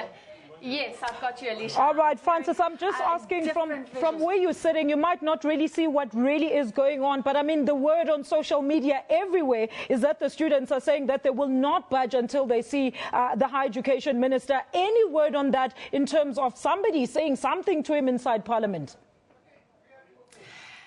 Last I saw, the Finance Minister Nhlanhla Nene was continuing with his speech, so it seemed quite quiet and calm. He carried on. That's when we started hearing the sounds of rubber bullets outside Parliament. I then went outside and saw the students who had stormed the gates and entered the Parliamentary precinct. At that time, it seemed quite calm. They were singing, they were dancing, but we know that more recently there have been clashes in that precinct. We've been bringing you those live visuals, and I did see some of the students. One certainly was bleeding. We saw the stun grenades, and that was all happening inside the Parliamentary precinct. So as far as I know, the Finance Minister is still inside, but those MPs, including the Finance Minister, including Minister Bladen Zimande, if he's there, will need to exit. And that is the tricky situation. We're here a few meters down the road from that main door, and we're in the Parliamentary precinct. And I can tell you none of our guests, the people that we are trying to speak to, are able to get to us. So I think this is a big security issue when those MPs and when the Finance Minister and the other ministers themselves exit that building. Look, Francis, I mean, this was supposed to be a peaceful protest with, of course, the students saying that they want to air their views during this time of the budget in order for the minister to actually understand their seriousness about the situation. But now, what exactly happened? How did it unfold that it just got from inside the house to outside? You know, I can tell you that it started for me. I heard a colleague say that they had seen a tyre being burnt outside. There were rumours that students were going to be bussed in from UCT. We know that they started coming in from various different tertiary institutions in the area. Those numbers swelled. I went outside and I saw about 600. But after that, those numbers swelled and swelled and swelled. Initially, like you say, it seemed very, very peaceful. There were some police in riot gear, but not many, and the police seemed to be handling the situation very well. They were very calm. There was a cordon. The students were peaceful beyond that cordon. Now, what we know is that there was a lot of focus on that main protest, which was on Parliament Street, the main street. They weren't blocking the entrance. The MPs were still able to come into the precinct. However, there's a smaller street at the bottom of Parliament. There was less attention being paid there, and that's where some of the students went and stormed the gates. We heard banging. Some of the noises we heard, apparently rubber bullets. So that was when the clashes started outside. Those students came inside the precinct. Again, it seemed quite calm. They were singing, but we know that recently there's been clashes inside the precinct as well. There you can see Nhlanhla Nene still continues to give his speech inside the Assembly. He was delayed. Politicians themselves were talking about this issue, saying that the mini-budget should not be tabled today because this is such an important issue. However, as we heard from economics editor Thandeka Ngobule, the politicians that were kicked out from the EFF, also, the DA's Musi Maimane tried to engage with the students outside in the precinct, and they were actually told that they would, that the politicians must leave, that the students would like to handle this matter themselves. Look at Francis, inside the House, are they even remotely aware of the current situation outside? They must be, because, like I say, we're down the road in the precinct, so just a few meters from where they are, and you could hear the banging. You could definitely hear the banging. It seems that those were stun grenades. So I am convinced that in that house, they would know that there is something going on, whether they know all the details, but certainly social media is buzzing with this, so I'm sure. And this is a decision. The finance minister, he was heckled when he started. The EFF was saying, bring down those fees, bring down those fees, and he continued to talk. So I think he's decided, he's taken a decision to continue and to not let these student protests or the political machinations around the student protests to stop him tabling this mini-budget today. All right, but as where you said, Francis, do you think that the things are slowly getting under control in terms of the riot police versus the students outside? It looks like it is. I'm seeing the same visuals that you can see. We're not hearing any more of those bangs, and I think that some of the students have been evacuated. You can see it's a much calmer scene right now. So the tension seems to have dissipated, but, you know, before we know that these students stormed from a place where they weren't expected to storm from. I gather there's a lot of a larger police presence outside the building now, and you can see it definitely does look a little bit calmer inside the Parliamentary precinct right now.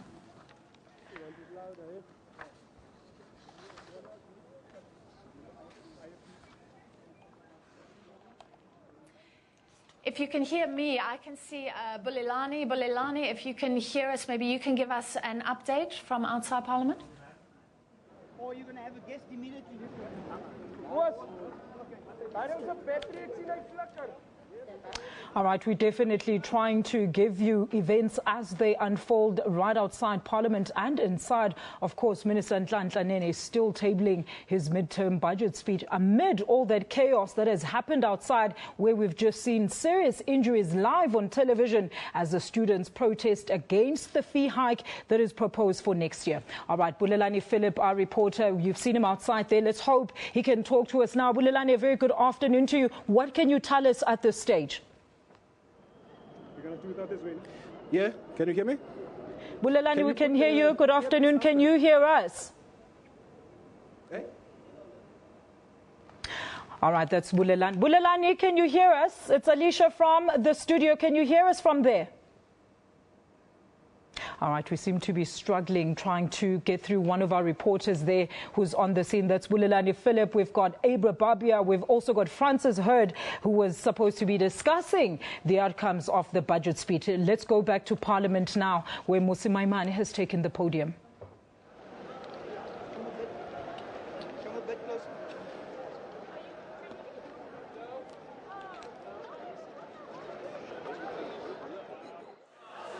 Honourable members, thank you very much. I've noted your request, Honourable Emane, but I'm sure it would be made appropriately to the relevant people you are advising that they undertake a particular action.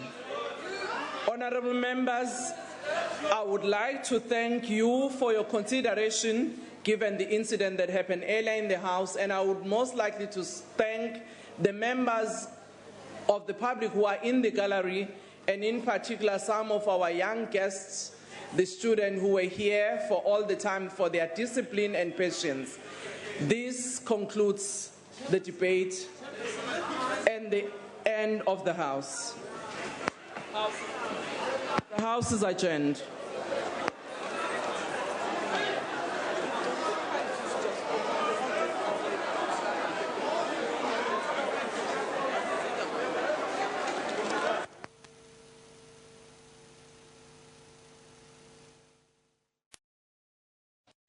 All right, that was, of course, visuals coming in from Parliament, and we just saw the wrap, of course, of the Minister's midterm budget. We didn't get to see much of what was happening because of the happenings that were taking place right outside in Parliament, in Parliament's precinct, where the students were, of course, clashing with the students. Let's try our journalist on the scene once again, Bulelani Philip. Bulelani, can you hear me? It's Alicia in studio. Can you give us the latest? What's happening outside Parliament now?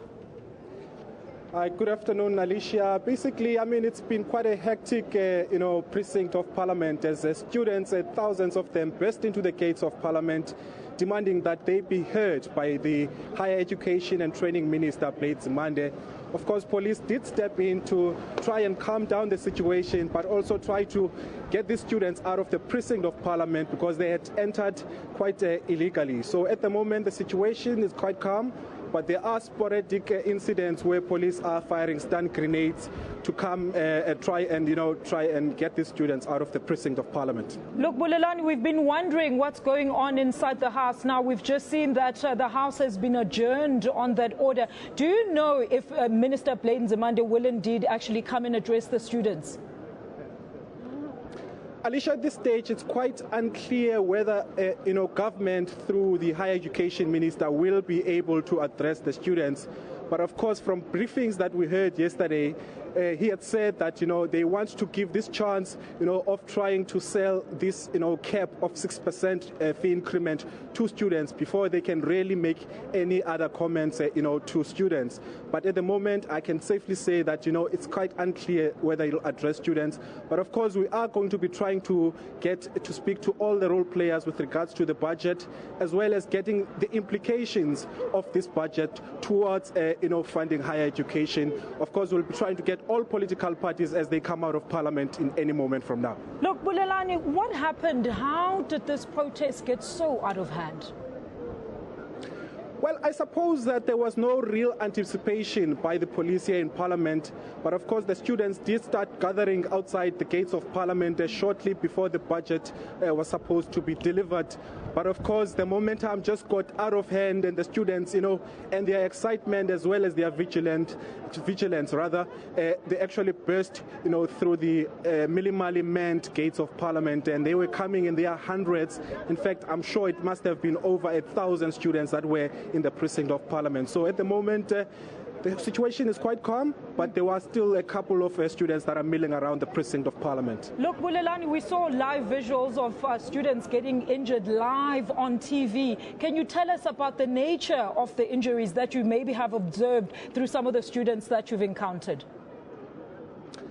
Alicia, it's quite difficult at this stage to try and, say expectly in terms of the number of injuries, because I mean the situation has really been chaotic and hectic, and of course police have been trying to contain the situation and trying to condone off some members of the media from actually becoming part of these altercations. But of course I'm sure as the day goes on we will try and get further details with regards to injuries of students. Look, another pressing issue, Bulelani, was of course we also saw the EFF MPs being forcibly removed there, and there was a rumor of even rubber bullets inside the House. Can you confirm this? Can you come again, Alicia? Bulelani, we also heard, we also saw the EFF members, MPs, being forcibly removed from Parliament. Now there's a rumor there was actually gunshots or rubber bullets that went off inside the House. Can you confirm this for us? Alicia, it would be difficult at this stage to give you a factual, understanding of what happened inside, because, as you say, it's rumors, and I actually haven't heard anything to that effect. But of course, as the day goes on, I'm sure we'll be able to confirm whether those allegations are true or not. Here's another allegation, Bulelani. We've also been getting reports that we're trying to establish the link between the EFF and the buses that were busing in students. Have you heard anything in relation to that? Well, from what we saw in the House, it looks like it was an orchestrated, a campaign or protest by the EFF MPs, because when they were starting to demand that, the issue of these higher education fee increments be discussed, we saw them standing up and actually started chanting, fees must fall, as well as holding up placards. So one can safely suspect that, this was an orchestrated campaign. But of course, the relationship between that protest and what's happening outside, we cannot really safely, say factually that there is a connection. But of course, we'll try and get a factual understanding from the EFF MPs whether, these students that are here were here on their invitation or not. All right, that's our reporter right outside the parliamentary gates there, Mr. Bulelani Philip, and we will, of course, continue to give you all the latest updates and developments regarding the students' protest that has, of course, disrupted Minister Nhlanhla Nene's midterm budget speech. This is SABC News.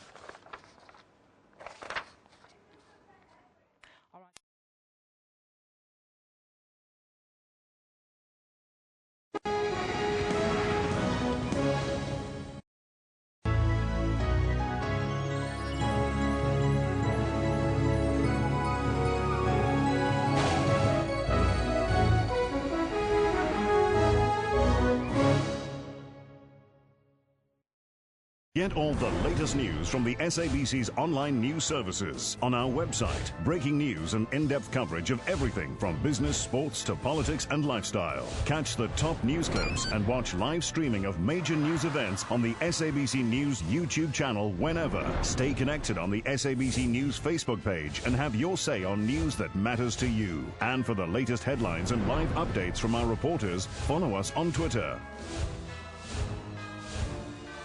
SABC Digital News, anytime, anywhere.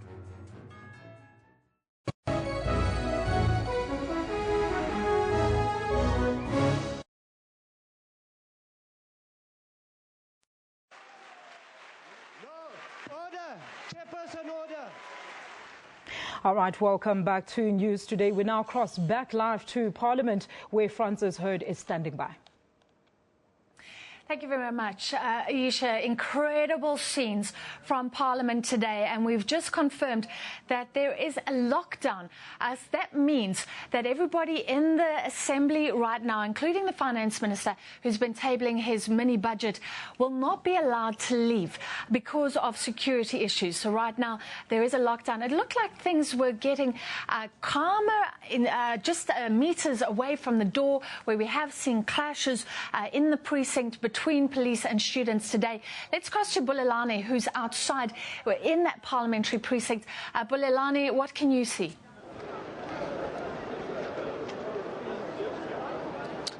Right, welcome back to Parliament. We are outside the National Assembly just after the midterm budget policy statement by Finance Minister Mr. Nene. Basically, we'll be doing some political reactions. First up is going to be the FF Plus, Dr. Peter Mulder. Basically, your assessment of the Minister's policy statement? Well, the Minister admitted in the beginning that the economic growth rate, he predicted 2%, is down to 1.5. But it seems that he succeeded to balance it in the end of the day. And I think most probably because in the beginning of the year there's a 1% tax hike for personal tax, and I think that buffered it. The big problem, the question is, will he be able to do it next year and the year afterwards if the economic growth rate is down all the way? My problem a bit is he seems to be business as usual, and we're in a big crisis. We need something more specific to stimulate the economy. I'm thankful that he said they will try and regulate the state-owned companies, specifically as corruption concerned. We can't carry them all the time. And if that is some positive, I'll surely support him in that, but we can't carry these state-owned enterprises anymore, yeah. lastly, he talked about being advised on the wealth tax. Your thoughts on that? Well, I think it's giving a signal that in February he's going to raise the wealth tax. I'm a bit worried about that because we've already got a system where people less rich pay more. And if you really milk the cow on the top, we've got only 5 million taxpayers out of 50 million. You can kill the cow and then we're dead. So let's hope. I personally would prefer that as a 2% over the board, not only going for certain people.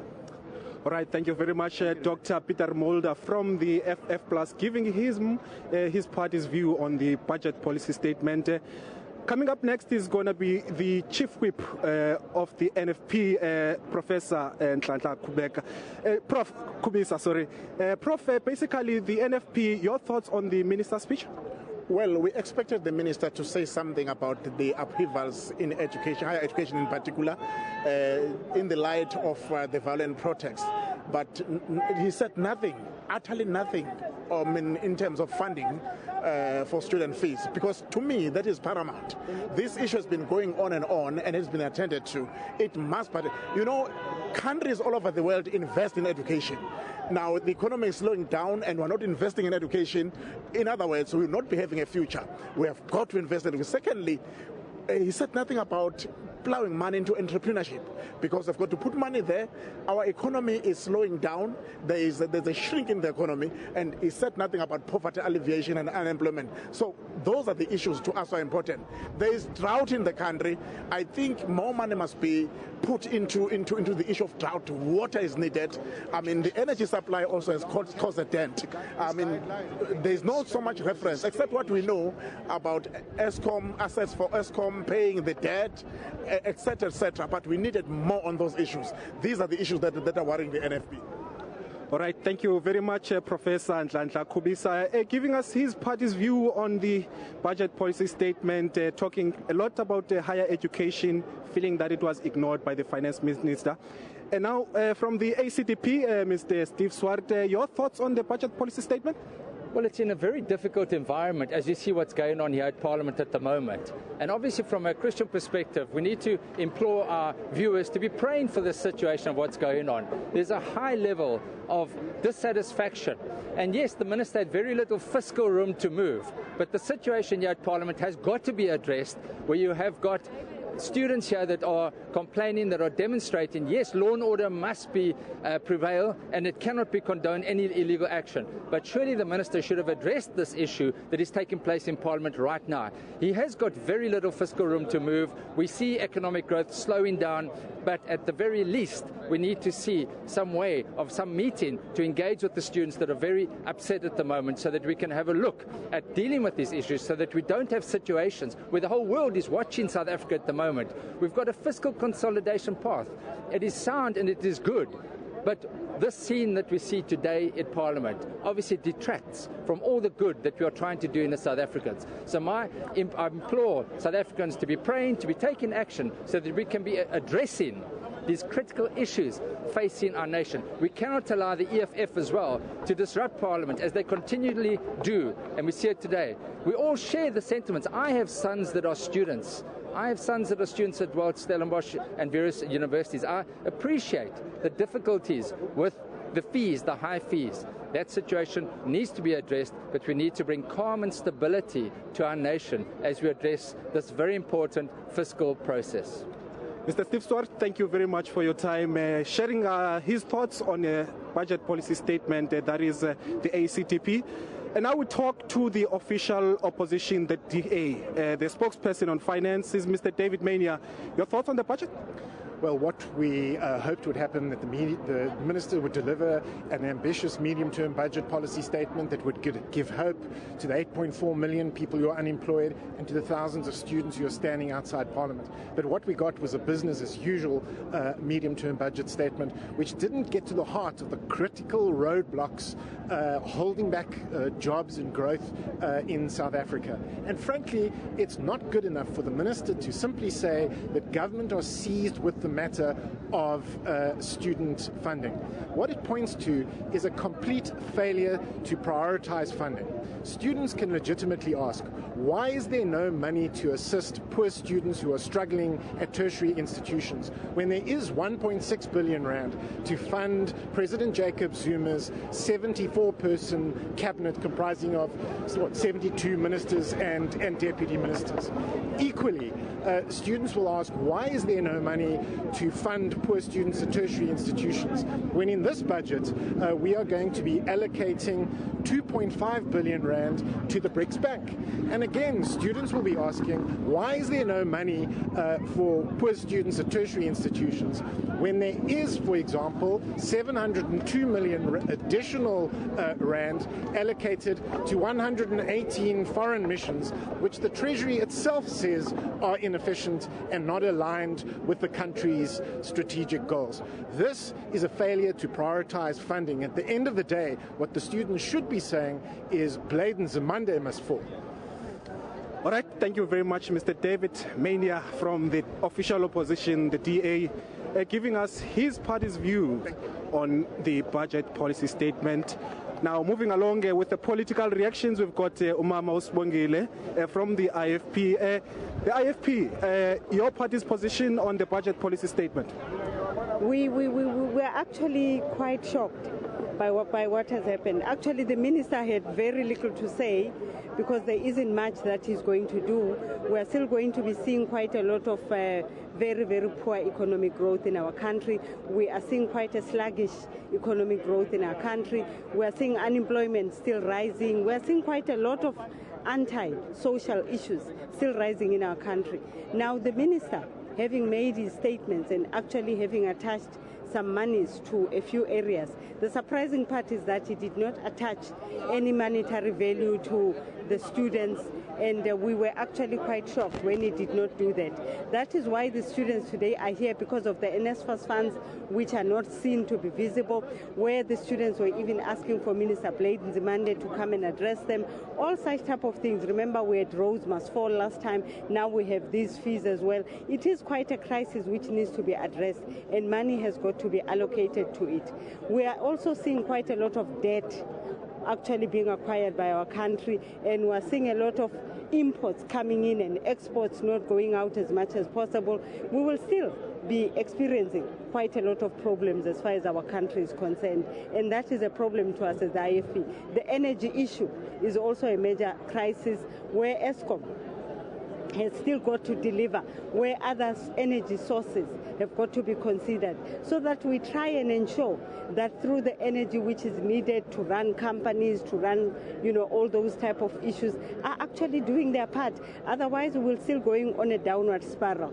We are in Africa, we are South Africa, and we need to be the trendsetters. But it seems as if over these years, we hardly learn. Our gross domestic products have actually gone down. We need to learn from what has happened. We are hoping that out of what the minister has stated as issues, which they will be addressing to try and turn the tide around, that it will happen. But it seems as if it's going to be quite uphill. Right, thank you very much. Sibongile Nkomo from the IFP, that's the IFP Chief Whip, giving us her party's views on the budget policy statement. Up next, let's talk to the UDM, Mr. Ngaba Nkwankwa. The UDM's position on the budget statement? Well, there was really nothing new in the medium-term budget policy statement, in the sense that it's full of the same statements of hope that were made in the past. But what is of particular concern to us as the party is the fact that government has gotten to a point where it draws down contingency reserves, in order to finance consumption expenditure in the form of wages in the public sector wage bill. And that wage bill continues to grow beyond the inflation, above the inflation rate, which confirms one thing once more, that they continue to use government as an employment agency. The other issue, obviously, has to do with these economic growth forecasts, where we're still growing far below 2% per annum. Like, for example, the forecast for next year is 1.7%. And if you're looking at sub-Saharan Africa, the currently growing continent is actually growing at about 4%. That can only tell you one thing, that there are problems with policy coordination, policy certainty, and the kind of policy mix that we choose as a country in order to grow this economy. The other issue, in conclusion, obviously has to do with the fact that we continued talking in Parliament, whereas there are students demonstrating outside. I came out and spoke to a group of students that was demonstrating here, and they told me that all they wanted was to be addressed by the Minister of Higher Education. And I relayed the message in Parliament, in the House, to the Minister, but nothing was done, which is very sad because we are leading these people. These are our people, and this is the Parliament of the people. When they come here, whatever the circumstances under which they find themselves, we should be able to actually address them and talk to them and give them hope. That's what we are here for. That's what they elected us to do. How do you think we can plug this, funding shortfall at higher education level?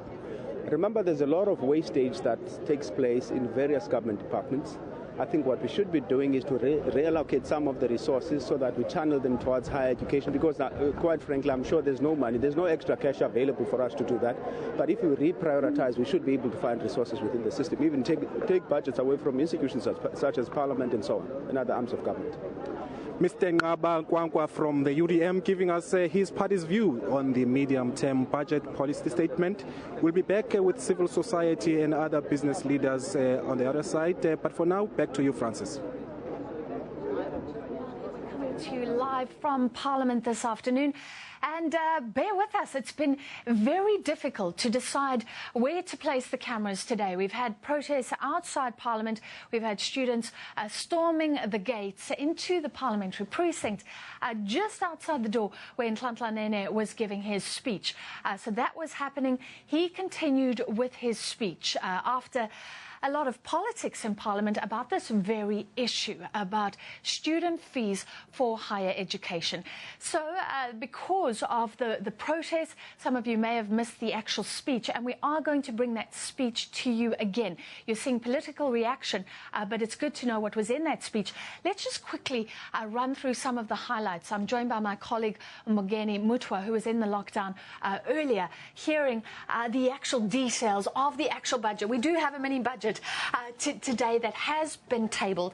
Firstly, did he mention higher education, the allocations, the things that have become so contentious in these last few days?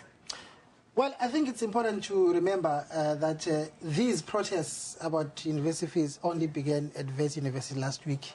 By then, the medium-term budget policy statement would have been long drawn up by National Treasury. I mean, it's not like they draw up these documents today and then the minister presents it tomorrow. Same with the national budget. What the minister did say to us in lockup, there is normally a media briefing there, it's around 10:30 where he comes and speaks to us under embargo.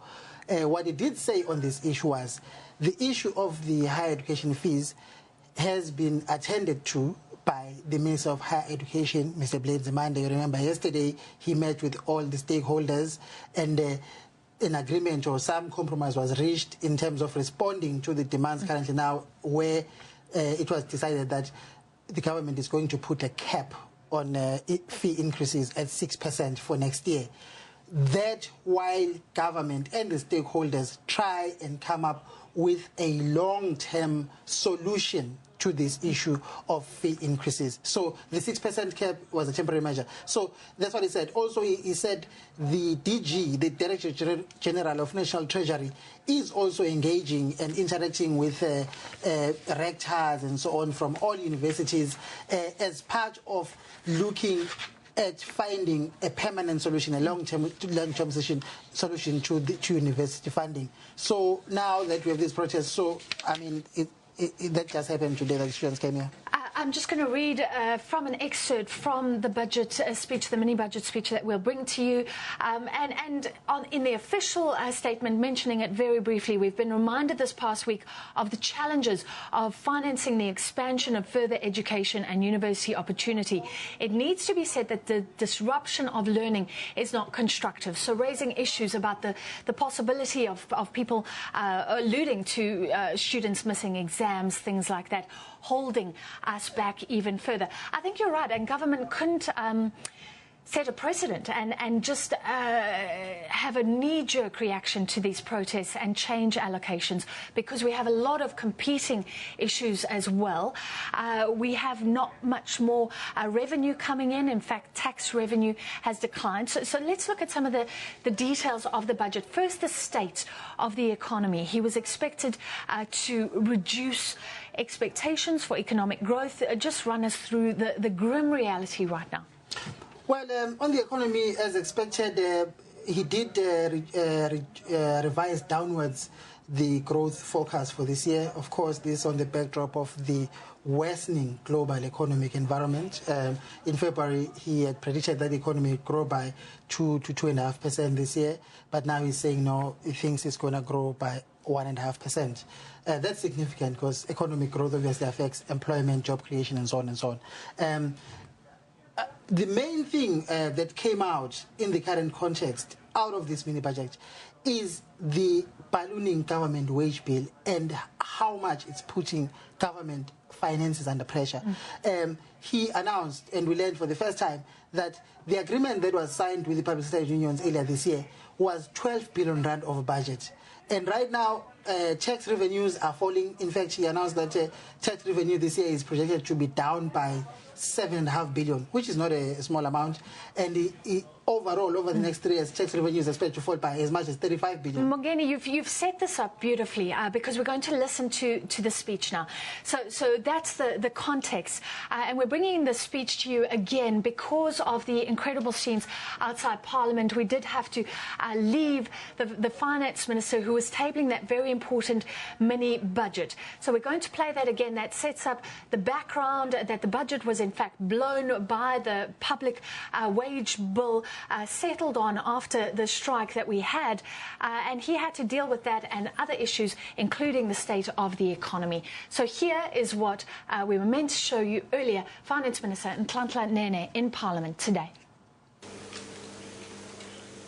Mr. President, Cabinet colleagues, as I've addressed you, Deputy Ministers, Governor of the Reserve Bank, MECs for Finance, honourable members and fellow South Africans. It is indeed my privilege to present the 2015 medium-term budget policy statement together with the Adjustments Appropriation Bill and the Division of Revenue Amendment Bill for 2015-16. Honourable members, global economic growth has slowed, commodity prices remain depressed, and unemployment has increased in many parts of the world. Growth is considerably lower in our economy than we projected in February.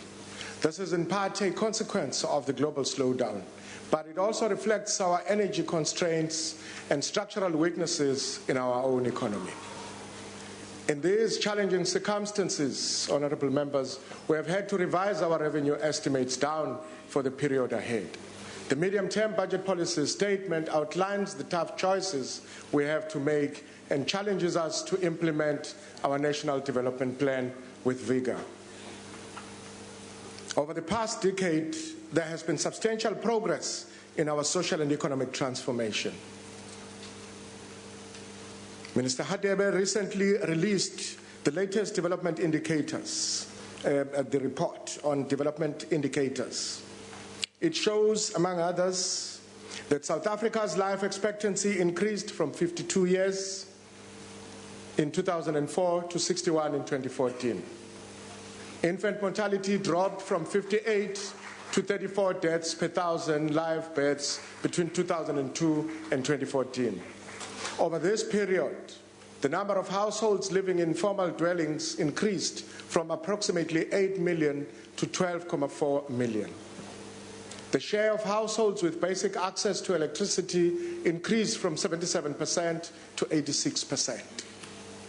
Access to water increased from 80% to 86%, and access to sanitation increased from 62% to 79%.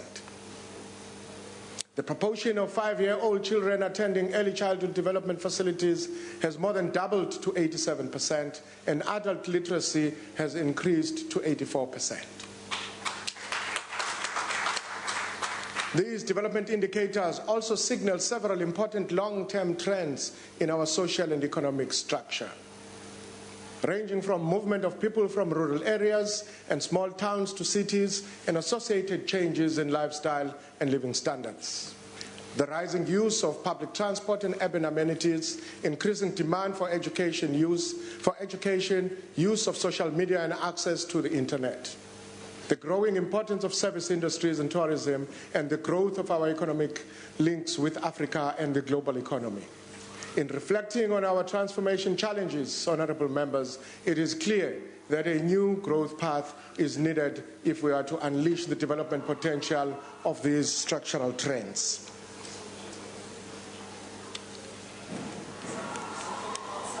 Building houses, honourable members, is not enough. We have to reshape our cities to create integrated and productive living environments. Our education and training capacity is not enough. We have to invest in quality improvements and meet new skills requirements. Our levels of investment are also not enough. We have to modernize technology and compete effectively in the global economy. Our present retirement and insurance arrangements are not enough. We need a more comprehensive approach to social security. And we also know that growth is not enough. Investment in health, nutrition and basic living conditions are key contributors to poverty reduction, social mobility and lower inequality. These are large themes, honourable members, and I should refrain from trespassing on territories that are supervised otherwise by my fellow colleagues in Cabinet. But my point is that the proposals in our medium-term budget policy projections are only the more quantifiable instruments of our transformation. They are deeper and more profound currents. It is in the quality of our services and the integrity of our engagements that we have the most powerful levers of social change. Quality and integrity cannot be assured, as we know, by laws or ideological precepts, by sanctions or emotional appeals, as we have seen in the House. They derive from dedication, commitment, and shared values. I have in mind here, Honourable Speaker, the two Pakisa consultative laboratories currently underway or about to begin. One is focused on basic schooling and the other on the mining sector. One is looking at the role of technology in the classroom and the other at modernizing industrial methods and systems. But the important conversations in these laboratories are not about computer programs or mechanical tools. They are about our children and how we value their future. They are about men and women who work in arduous conditions, on whose productivity we all rely.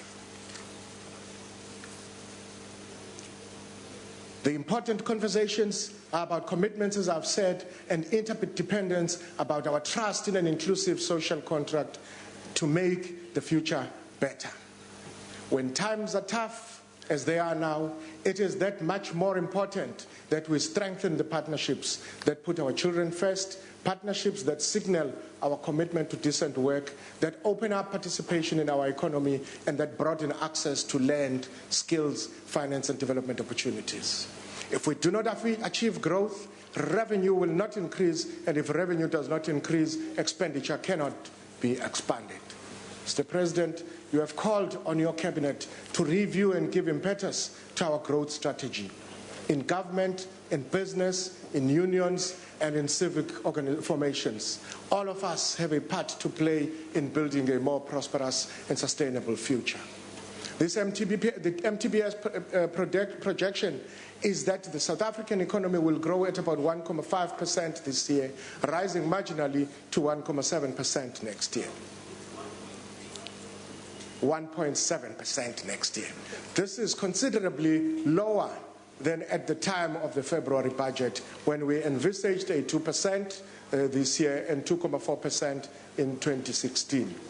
The IMF has also projected a decline in growth next year, and perhaps that's where the 1.3 comes from.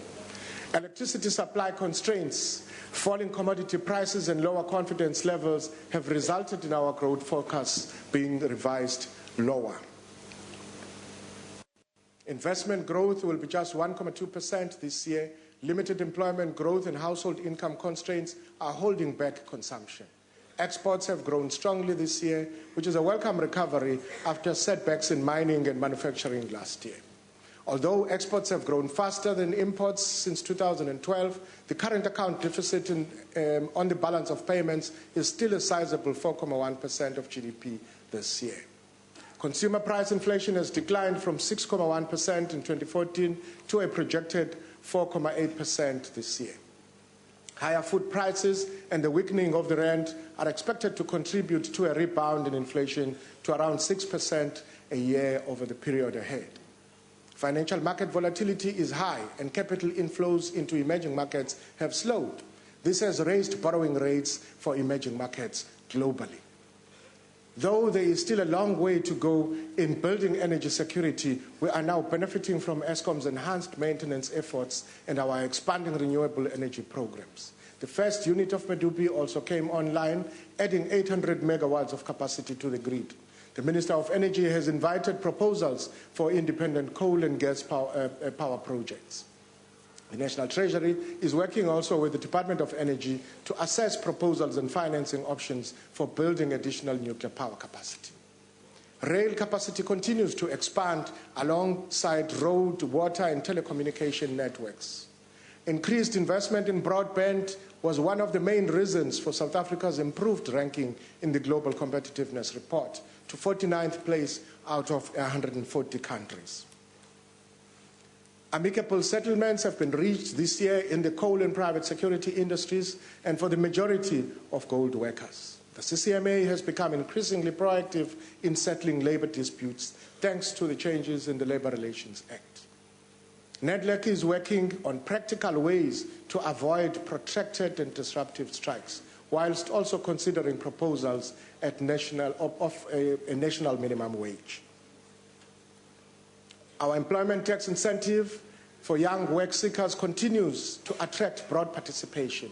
Total claims for the incentive have amounted to 3.9 billion rands since the start of the program, up to the end of July 2015. It has been claimed by over 36,000 employers for over 250,000 workers. There has been active debate around its impact, and the ETI will be carefully assessed in due course, recognizing that all programs and incentives should be evidence-based and continuously evaluated. This will complement research by the Davis Tax Committee on the role of incentives in the corporate tax system. Honourable members, bold action is needed. Restoring the momentum of growth requires policy certainty, confidence and trust shared between government, business, workers and households.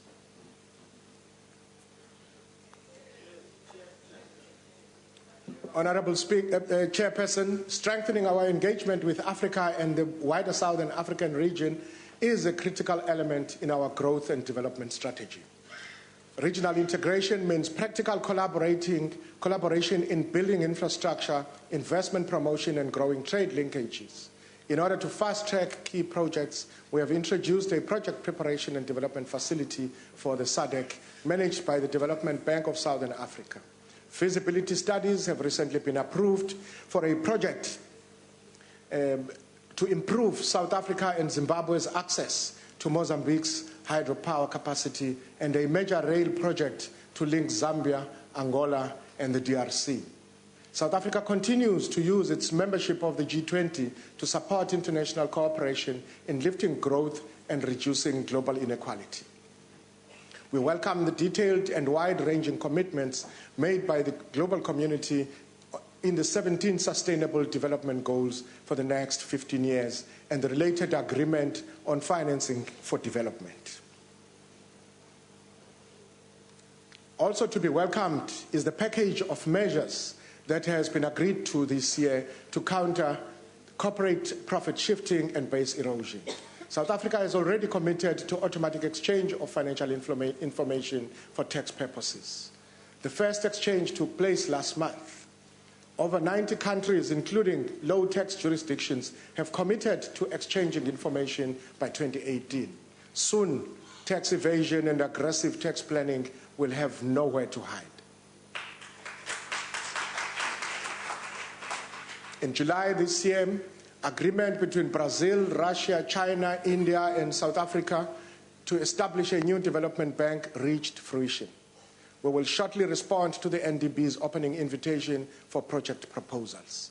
A special appropriation will be tabled this year to provide for the first tranche of our capital commitment to the new development bank.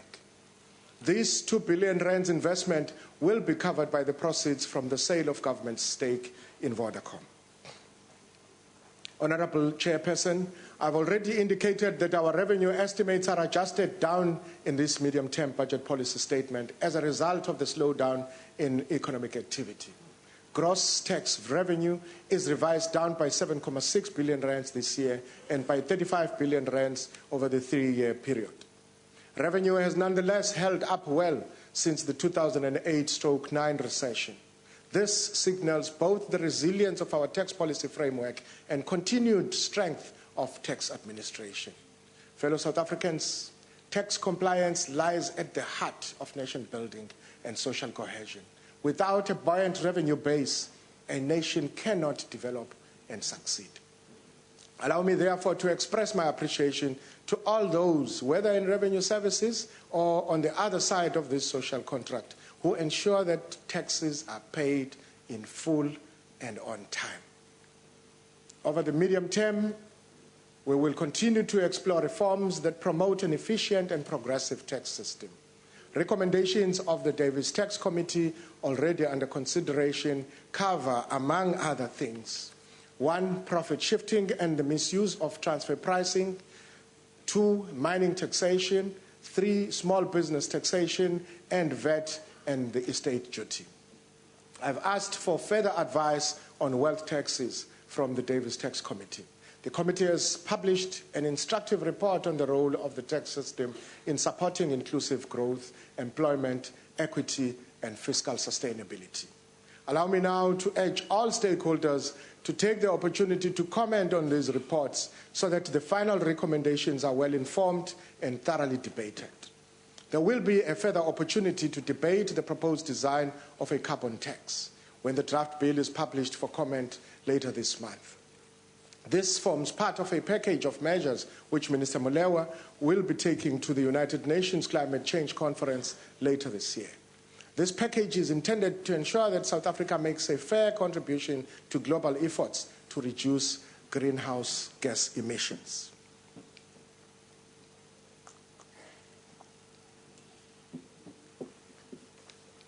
Honourable members, our central fiscal objective over the period ahead is to stabilize debt as a share of GDP.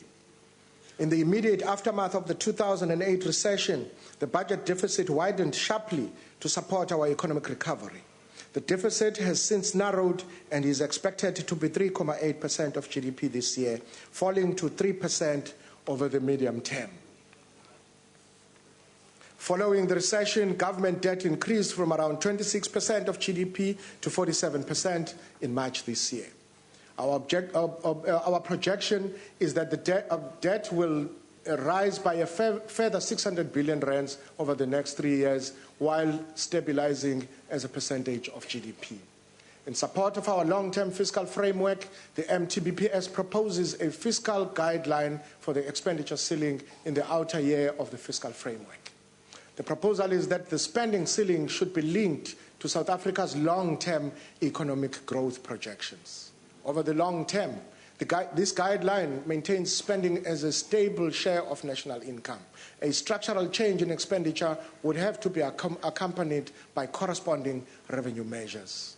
Without economic growth, ladies and gentlemen and honourable members, revenue will not increase. And without revenue growth, expenditure cannot increase. As we have done since 2012, honourable members, the overall expenditure limit in the MTEF remains in place. If further steps are needed to protect the public finances, we will take them. We are staying the course. The main change in the fiscal framework by comparison with the February budget arises from this year's settlement of salary adjustments and benefits of public servants. The agreement provides for additional costs of 10.1% this year and improvements that will be at least 2 percentage points higher than consumer inflation in the next 2 years. The shortfall in compensation budgets is accommodated in the expenditure framework, largely by drawing down on the contingency reserve. Nonetheless, departments will need to reallocate spending from other priorities. For the period ahead, the improvement in compensation means that there is no room for expanding government employment. This is not a sustainable situation. We therefore recognize the need to improve the negotiations process and to reform public sector remuneration.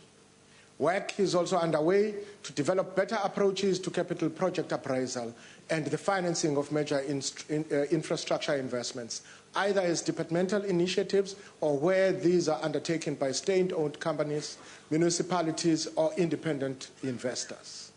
Well-informed selection of projects is a key step in enhancing the productivity of infrastructure services. The introduction of socio-economic impact assessment will also assist in improving coordination of government's policy choices and identifying unintended consequences earlier in the process of developing regulations and legislation. In moderating the budget deficit and stabilizing government debt, we are mindful that Eskom, Transnet, and several other state-owned companies have large borrowing requirements. Infrastructure investments by our cities, larger municipalities and water utilities also requires access to the capital markets. Honourable members, financing of state-owned companies that are responsible for growth-enhancing infrastructure investment is one thing, but relief for entities that should be self-sustaining or that have mismanaged their commercial activities is quite another.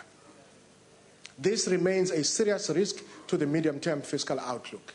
Work has therefore begun on a legislative framework to regulate state-owned companies and to address their governance challenges.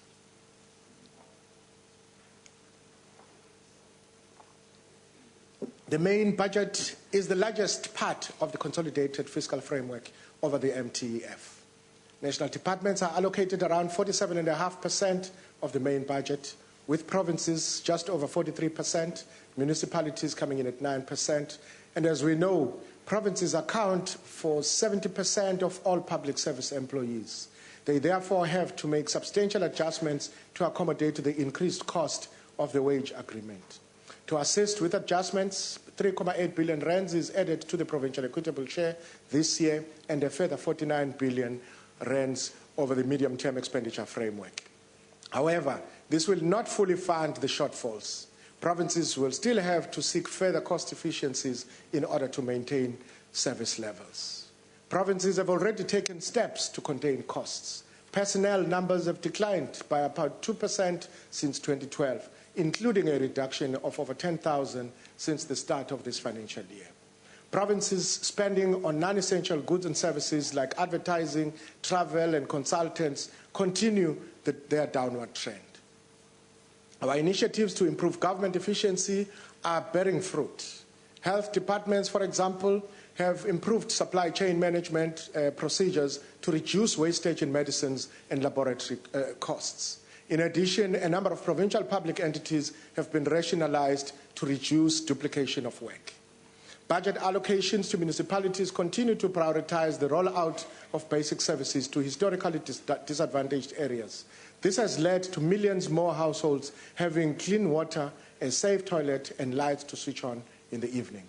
However, these services have come under stress in some areas because of poor maintenance or weak operations. While continuing to extend services where they are not provided, attention has to be given to the reliability and functionality of municipal infrastructure services. Allocations to local government continue to grow faster than the national and provincial shares. This reflects the priority placed on the basic service delivery by municipalities. Over the 2016 MTEF, allocations to municipalities amount to 351 billion rands, growing at an average of 8.2% a year. This includes provision of free basic services, eradication of infrastructure backlogs, and institutional capacity building.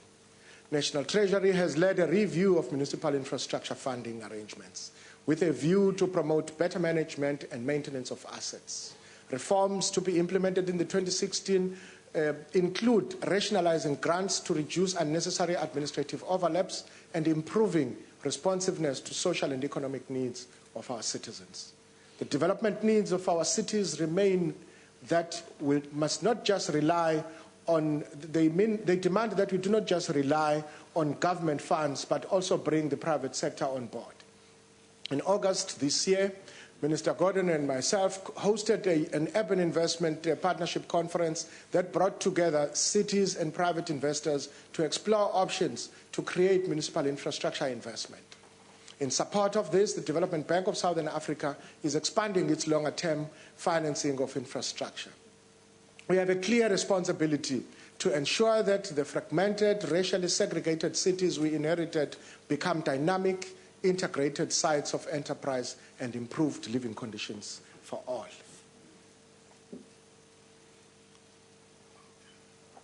Honorable President, the key priorities of your administration remain at the center of our medium-term expenditure plans. Education and skills development account for the largest share of spending. Health services, social protection, infrastructure investment, and support for job creation are also prioritized. Government spending is set to grow at 7.2% a year over the medium term, remaining above inflation. The allocations we are proposing today are guided by the 2014 to 2019 medium-term strategic framework and its 14 outcomes. Government proposes to allocate 313 billion rands to capital spending and housing over the MTF period, with around 165 billion rands allocated for community infrastructure. Another 229 billion rands will be transferred to municipalities for infrastructure projects. Our social assistance grant program is central to the relief of poverty and vulnerability. Approximately 16.7 million South Africans receive social grants currently.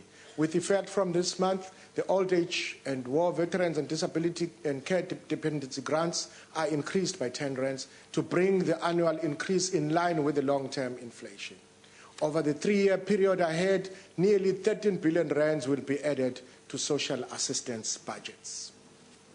Additions, continue, members. Thank you. Additions to health expenditure will further strengthen our response to HIV and AIDS and scale up interventions to address TB. Health budgets are set to grow by 8.3% from 2015-16 through to 2018-19. New resources will also be allocated to improve primary health care. Under Minister Motsoaledi's guidance, national health insurance will also be phased in, drawing on the lessons of the district pilot projects. To enhance basic education, provision of learner and teacher support materials is prioritized over the period ahead, including workbooks to over 10 million learners each year. Basic education allocations over the medium-term expenditure framework increased by 8.2% a year. Funds are allocated to enable early childhood development programs and to enroll a further 127,000 learners. Honorable members, we have been reminded this past week of the challenges of financing the expansion of further education and university opportunities. It needs to be said that disruption of learning is not constructive, neither is disruption of Parliament. But Minister Nhlanhla has rightly indicated the need to strengthen student financing further and to find solutions where current arrangements are inadequate. And government is seized with this matter. Allocations to public employment programs over the next 3 years amount to 37 billion. This will allow the expanded public works programs to create about 6 million short-term jobs. By 2017, the community works program will exist in every municipality. Support for enterprise development over the period ahead includes 24 billion rands in tax incentives and 16 billion rands in direct funding to support industrialization. These initiatives include the Manufacturing Competitiveness Enhancement Program and the Automotive Production and Development Program. Special economic zones will also receive continued funding, including new zones in Free State and Gauteng. A review is proposed to assess the impact of fiscal incentives on economic growth, productivity, competitiveness, the balance of trade and employment. Over the next 3 years, the South African Police will strengthen the public order policing capabilities and address training gaps, including those identified by the Marikana Commission of Inquiry. The South African Human Rights Commission, the Public Protector, and the Office of the Chief Justice receives additional allocations over the MTF to address capacity challenges. Substantial additional allocations are also proposed for national and provincial roads over the period ahead. This includes a fiscal contribution for the Gauteng Freeway Improvement Project to compensate for the reduced user charge dispensation, half of which will be recovered from the province of Gauteng. Over the period ahead, there will be a strong focus on building partnerships with the private sector to boost inclusive growth and job creation in South Africa's cities. Government will continue to support municipal planning and implementation of urban development projects to catalyze spatial change. These include the Konubia and Warwick Junction projects in eThekwini, the sleeper site development in Buffalo City, and the redevelopment of Athlone Power Station in Cape Town. A revised capacity building initiative aligned to the Back to Basics strategy will be targeted at municipalities in 27 priority rural districts. And grants to rural areas continue to support municipalities to eradicate backlogs in access to services, increase mobility, and create opportunities to grow local economies. This medium-term expenditure framework will provide assistance to municipalities that will be merged after the 2016 local government elections for the administrative costs involved. Now, let me take this opportunity to remind councillors and officials that we expect financially responsible budgeting and expenditure management during the run-up to the elections. Guidance in this regard will be issued by the National Treasury.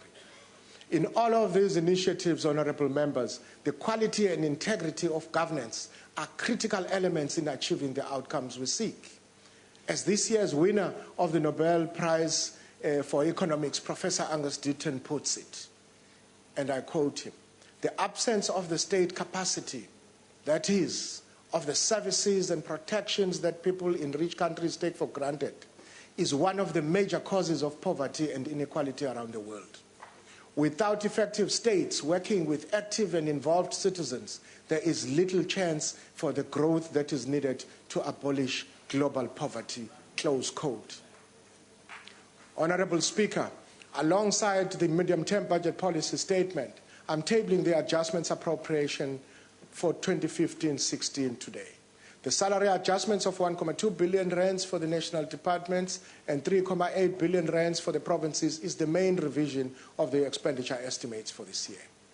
Other significant adjustments are as follows: 720 million rands for the Department of International Relations and Cooperation to compensate for the depreciation of the rand, 1.2 billion rands in spending financed out of monies paid into the National Revenue Fund from departmental activities, 1.6 billion rand in rollovers from unspent balances in 2014-15, including delayed payments to municipalities with unresolved utility arrears, 1.1 billion rands in additional transfers of skills levy revenue to sector education and training authorities and the National Skills Fund. Further details are provided in the adjusted estimates of national expenditure. Two substantial allocations that were not provided for in this main budget in February are dealt with in the special appropriations. The first is the 23 billion rands allocation to Eskom, which has already been enacted by this House, and the second is the 2 billion rands allocation for the new development bank. These have been financed through the sale of government shareholding in Vodacom, as I've indicated. After taking into account revised revenue estimates, the expenditure adjustments and projected savings, the main budget deficit for 2015-16 is 176.3 billion rands. And when taking into account the balance of social security funds, public entities and provinces, the projected consolidated budget deficit is 3.8% of GDP, which is slightly less than the February estimate. In the February budget speech, I emphasized the urgent need for improved efficiencies and effectiveness in public procurement. I indicated that modernization of supply chain management would target better use of technology, and since then, much has been achieved. Government's e-tender portal has already been established, providing a single point of entry to business opportunities with government. This enhances transparency and reduces the time and cost of accessing tender documents. The second one is that a central supplier database is now operational, easing the administrative burden for business and government alike.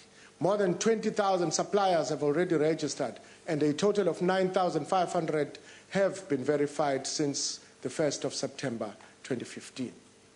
I urge all suppliers to register before the 31st of March.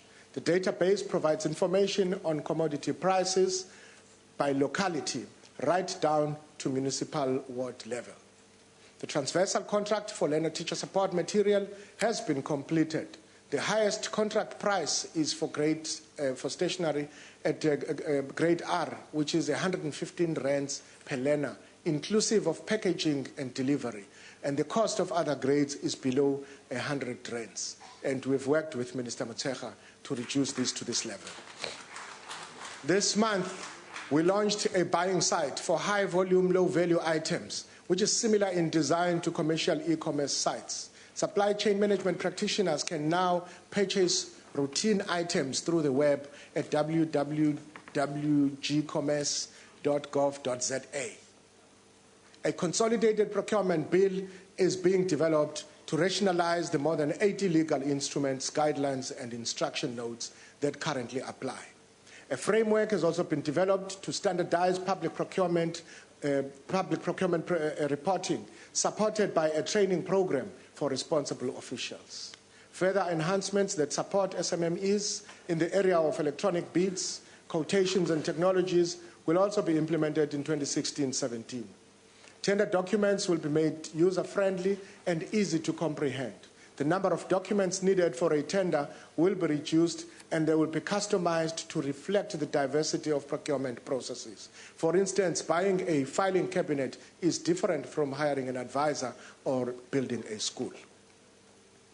Public procurement, honourable members, is big business. The South African public sector spends over 500 billion rands a year on the procurement of goods and services. Making better use of technology is therefore important, but it is not enough. Reform of supply chain management will remain a central priority to generate short and medium-term savings, but more importantly, to bring value for money and to combat corruption. In December 2013, the National Treasury issued an instruction on cost containment measures relating to consultants, travel and subsistence, entertainment, catering and events. We are now in a position to report. Well, there was Finance Minister Nhlanhla Nene. That was the mini-budget speech tabled earlier. We are bringing you that recording because of the chaotic scenes that we saw in Parliament today. Very difficult to decide where to focus on. A lot going on inside the chamber, a lot going on in the parliamentary precinct, within the gates, a lot going on outside the gates before those students stormed into the parliamentary precinct. I'm now joined by the man himself, Nhlanhla Nene, live. So you've seen the budget speech. He had difficulty starting off today because political parties were also raising this issue of education, of university fees, etc. Finance Minister, thank you for joining us. Were you worried that you wouldn't be able to table this mini-budget today? You're most welcome. Indeed, I was concerned, but what I was more concerned with was the failure of some of the parliamentary people to understand, of the parliamentarians actually, to understand that this process is critical in order for us to be able to even engage on the matter that they wanted us to engage on, which is a serious matter, and as government, which we take seriously, and I did indicate that government is seized with it. But in order for us to be able to engage with that, the BRRR reports that the EFF was referring to are intended to be able to allow Parliament to be able to engage with the medium-term budget policy statement, because this also informs our budgeting going forward. And in terms of our legislation, we are supposed to table this MTBPS in good time prior to the tabling of the budget in February. In fact, it stipulates that it must be done 6 months prior to that. Okay, so you did then table it. It was delayed because the EFF asked for that motion or wanted it to be delayed. Absolutely. You did table the. Could you hear the stun grenades outside? Did you fear for your own safety at any point? There was a little lockdown afterwards. You said you were told to stay in your offices. Just tell me how it played out. Well, I did hear the bang. And at that time, I did not know what it was. I was concerned not only for my own safety, but for everyone's safety, because when there is violence, everyone is actually subjected to that untenable situation. We've been in these situations in the past. We know what would be the result of these situations when they escalate. But I felt I had a job to do. And it is critical that I do table this medium-term budget policy statement and the adjustments estimate and the Division of Revenue Amendment Bill, because it serves to address the challenges that the country is confronted with the issue of higher education financing being one of them. We therefore cannot proceed doing the work that would address the challenges that the country is seized with. How does it feel to be Finance Minister? You've obviously seen the protests going on. There's a lot of sympathy for that cause, for education, especially university education. Yes. But you are looking at all these conflicting causes. Revenue coming in, reduced. You did confirm that today. But there are all these conflicting interests requiring money. How does that feel? Especially at this time when we have such serious fiscal constraints, it is a difficult task of finding the right balance and also being able to allocate resources according to the priorities. And of course, there will not be a single area that would be funded adequately when the resources are tight. It is for that reason that we're saying this matter needs to be addressed in a manner that first looks at stabilizing the situation in the immediate term, but looking at the long-term solution, because government is already seized with looking at the long-term solution of financing. You will recall that we already have trebled the National Student Assistance Scheme in the past 5 years. Already 50 billion rands has already been allocated, but this is the time when the need also continues to grow because we are enrolling more students. But we need to look at the efficiencies also with regards to the matter and bring in all the stakeholders also.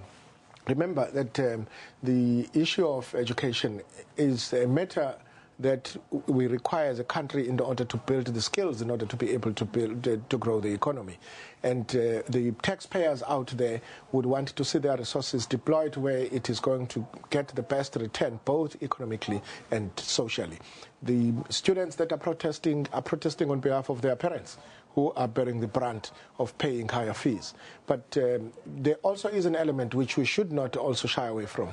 There's an element of playing politics with the situation, because we are now exploiting a genuine crisis of students. But there are some people who actually have found it convenient to play politics in trying to use this as an area where all resources should be deployed. You will hear that failure just to understand how the budgeting process works.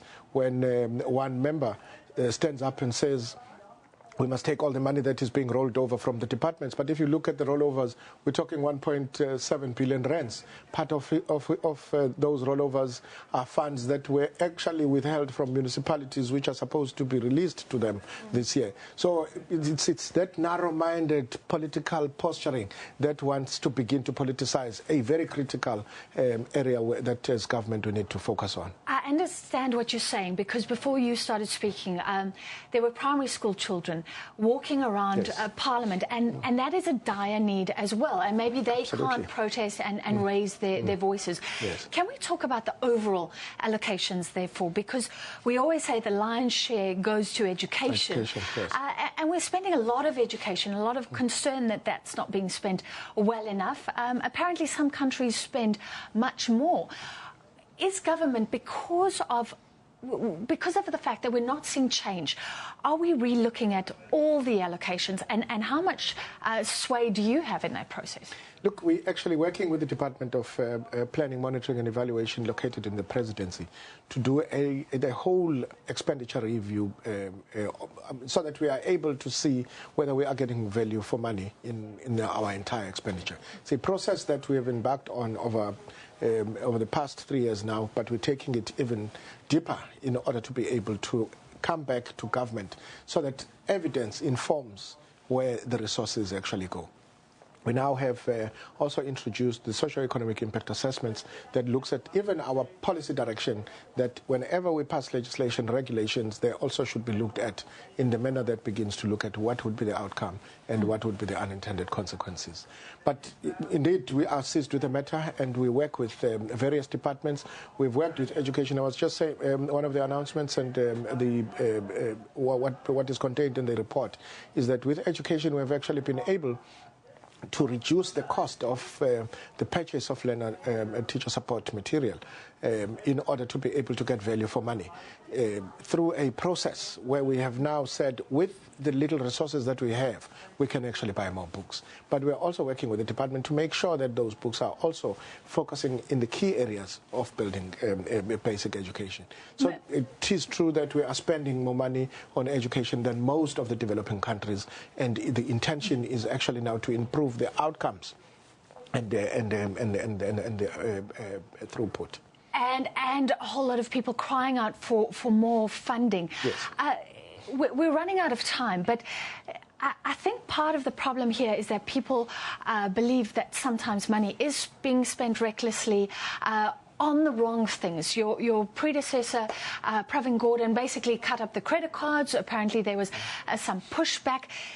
Is there space for you to cut fat, to look at the size of the executive, to look at ways where we can save money, where it's not being spent efficiently? There always will be. And that is for that reason that I also was just giving a report that since then, during my predecessor's time, we introduced these cost containment measures. We now can report that we have actually been able to see some savings. In one area, we actually reported 47% on just catering and events in departments. We've seen a huge reduction. We've seen a reduction in travel, subsistence, and other expenditure areas where we think we can reduce. Goods and services, it's not everything that we purchase that we require, but we also need to close the part where we have leakages in government as a result of corruption.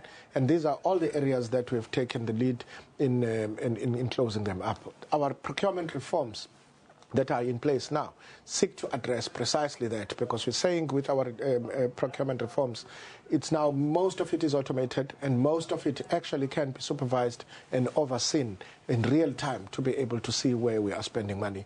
And if we realize with the upcoming also national price referencing system and standardizing of some of the procurement of goods and services that are routine purchases, we are better able to control that. Minister, can I ask you in finality and very quickly, will we see a wealth tax? Well, as I said, the Judge Davis in his tax committee had also looked at all forms of taxes, including wealth tax, and we have asked him to pay particular attention to it because there is this debate out there, and we would want an informed decision on any tax that might be introduced in future. Thank you so much for your time, Finance Minister Nhlanhla Nene. And we are going to return to his speech because there were a lot of scenes outside Parliament earlier today. We played you the first portion. We're just going to end off that speech given by the Minister earlier. Subsistence, entertainment, catering and events. We are now in a position to report on the impact of this reform. Across all national and provincial departments in the first year, a 3% decrease was achieved in spending on consultants, a 6% decrease in travel and subsistence, and a 47% decrease in catering, entertainment and events expenditure.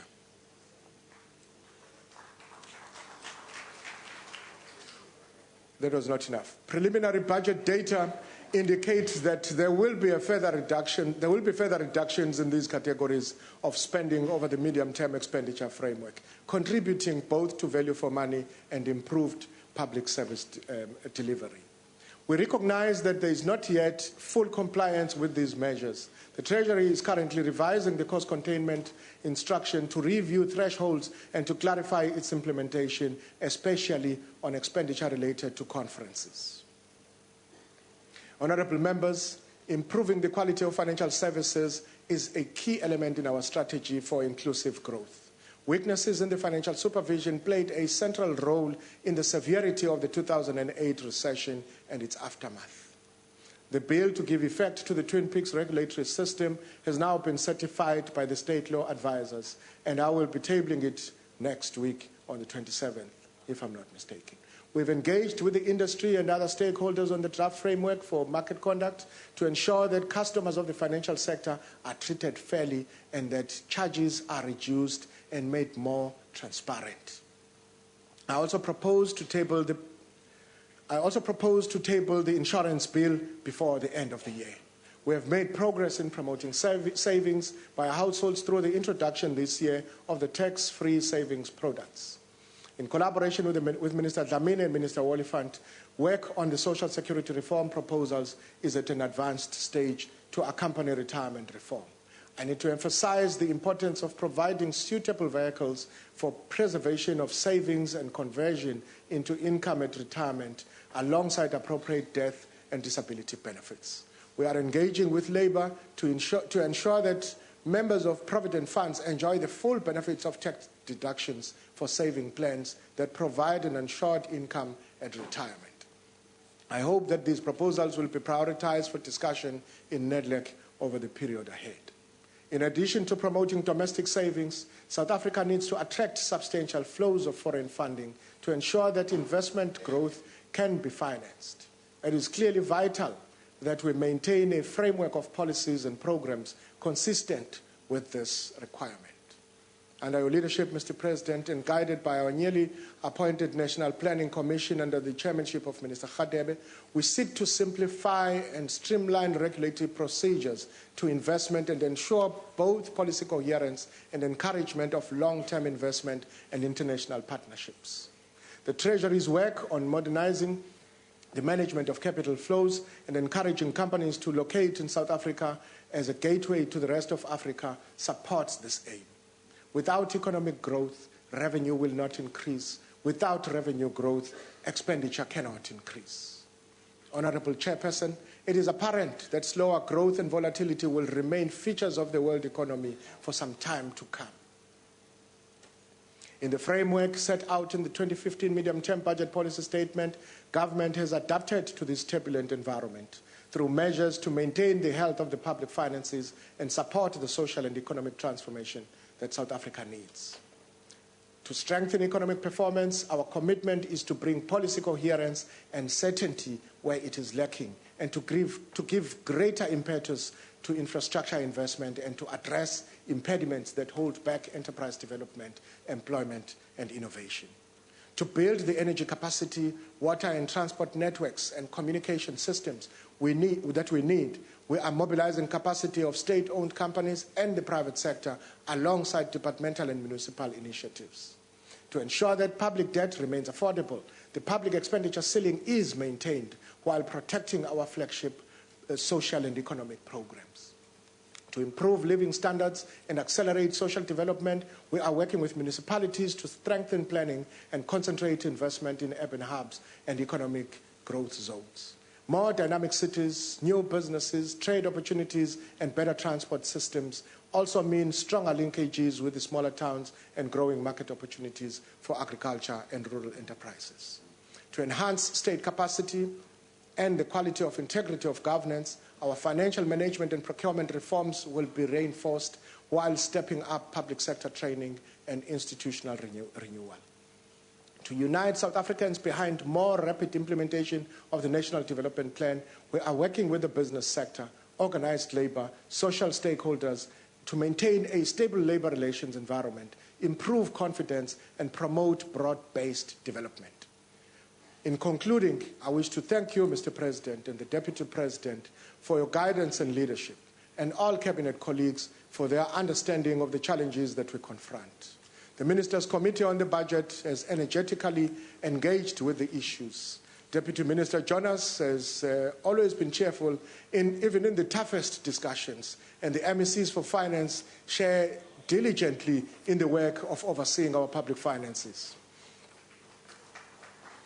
A special thanks also to the Auditor General, Mr. Kimi Makwetu, SARS Commissioner Tom Moyane, Governor Lesicha Khanyago at the Reserve Bank, the boards and executive heads of our development finance institution, and the Financial and Fiscal Commission and the Financial Services Board. I greatly value the support of NEDLAC and its constituency representative, and the chairs of the Standing and Select Committees of Finance and Appropriations, Honourable Yunus Karim, Honourable Cheryl De Beer, Honourable Paul Mashatile, and Honourable Saiso Mohai. I'm also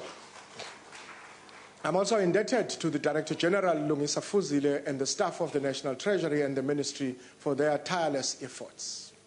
The support of my family is also an incalculable blessing. Mr. President, we're pursuing a new growth path to expand participation and adapt to the changing realities of the global landscape. And in the past, though times are tough, we can create a better future working together. Within an affordable medium-term expenditure framework, we will build a more prosperous and equal South Africa, sustaining progress even in the slow growth world and environment. As we achieve more rapid growth, our revenue outlook will improve. As revenue increases, our expenditure on public service delivery will grow. I hereby, again, as I had said at the beginning, table for consideration by this House the medium-term budget policy statement, the adjusted estimates of national expenditure, the adjusted appropriation bill, and the division of revenue amendment bill. Thank you very much. These are the documents. Thank you very much, Minister. The medium-term... Finance Minister Nhlanhla Nene addressing the House earlier today. And we recapped that speech for you because of the incredible scenes that we saw in Parliament earlier today. Chaos outside Parliament, chaos inside the precinct, inside the House. That mini-budget, the tabling thereof, almost delayed. The EFF said it should not go ahead because of this burning issue highlighted by the protesters and the politicians. The issue of the allocation for higher education, for helping those students who cannot pay their university fees to get through. Let's just recap a few issues. The Minister barely mentioned that issue. He did say that it's being looked at, and that's what politicians have said in recent days, Blade Nzimande included, saying those allocations will be looked at. But really, no major shifts in policy in those allocations were expected today. The Minister did say, as expected, that growth is going to be even slower than expected this year. Earlier, 2% expected, now 1.5%. And he had an opportunity to increase business confidence. What we're showing you there is some of the visuals from earlier. And let's just talk about a sequence of events. First, students started to gather. It was a peaceful protest outside Parliament. That swelled into about 1,000 students. It then began to swell even further. The Minister began to say his speech, and we heard some stun grenades, we heard some banging by the students, and some of them did manage to storm one of the gates and entered the precinct. And there were some clashes, not only outside the gates, but clashes inside the precinct.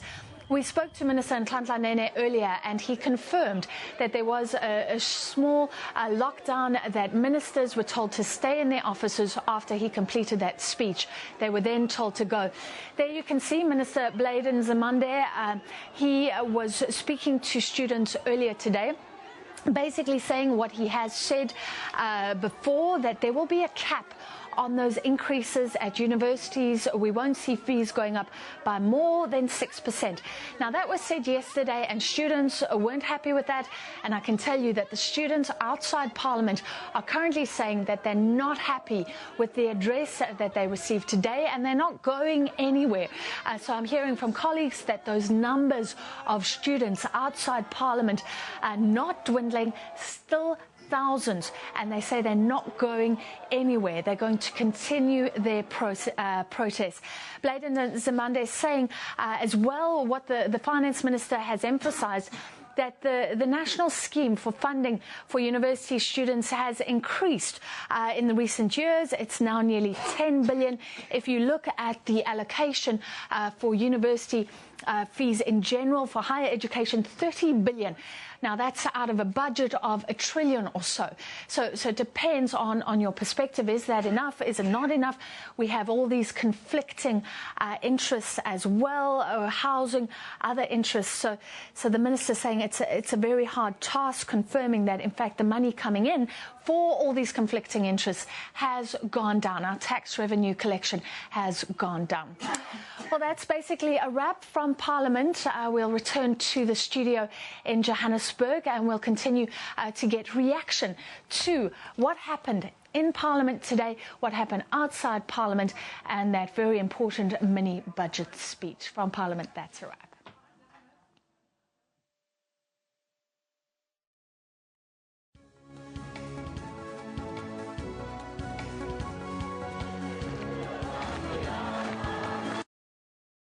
SABC brings to you Rugby World Cup 2015. Let's do this.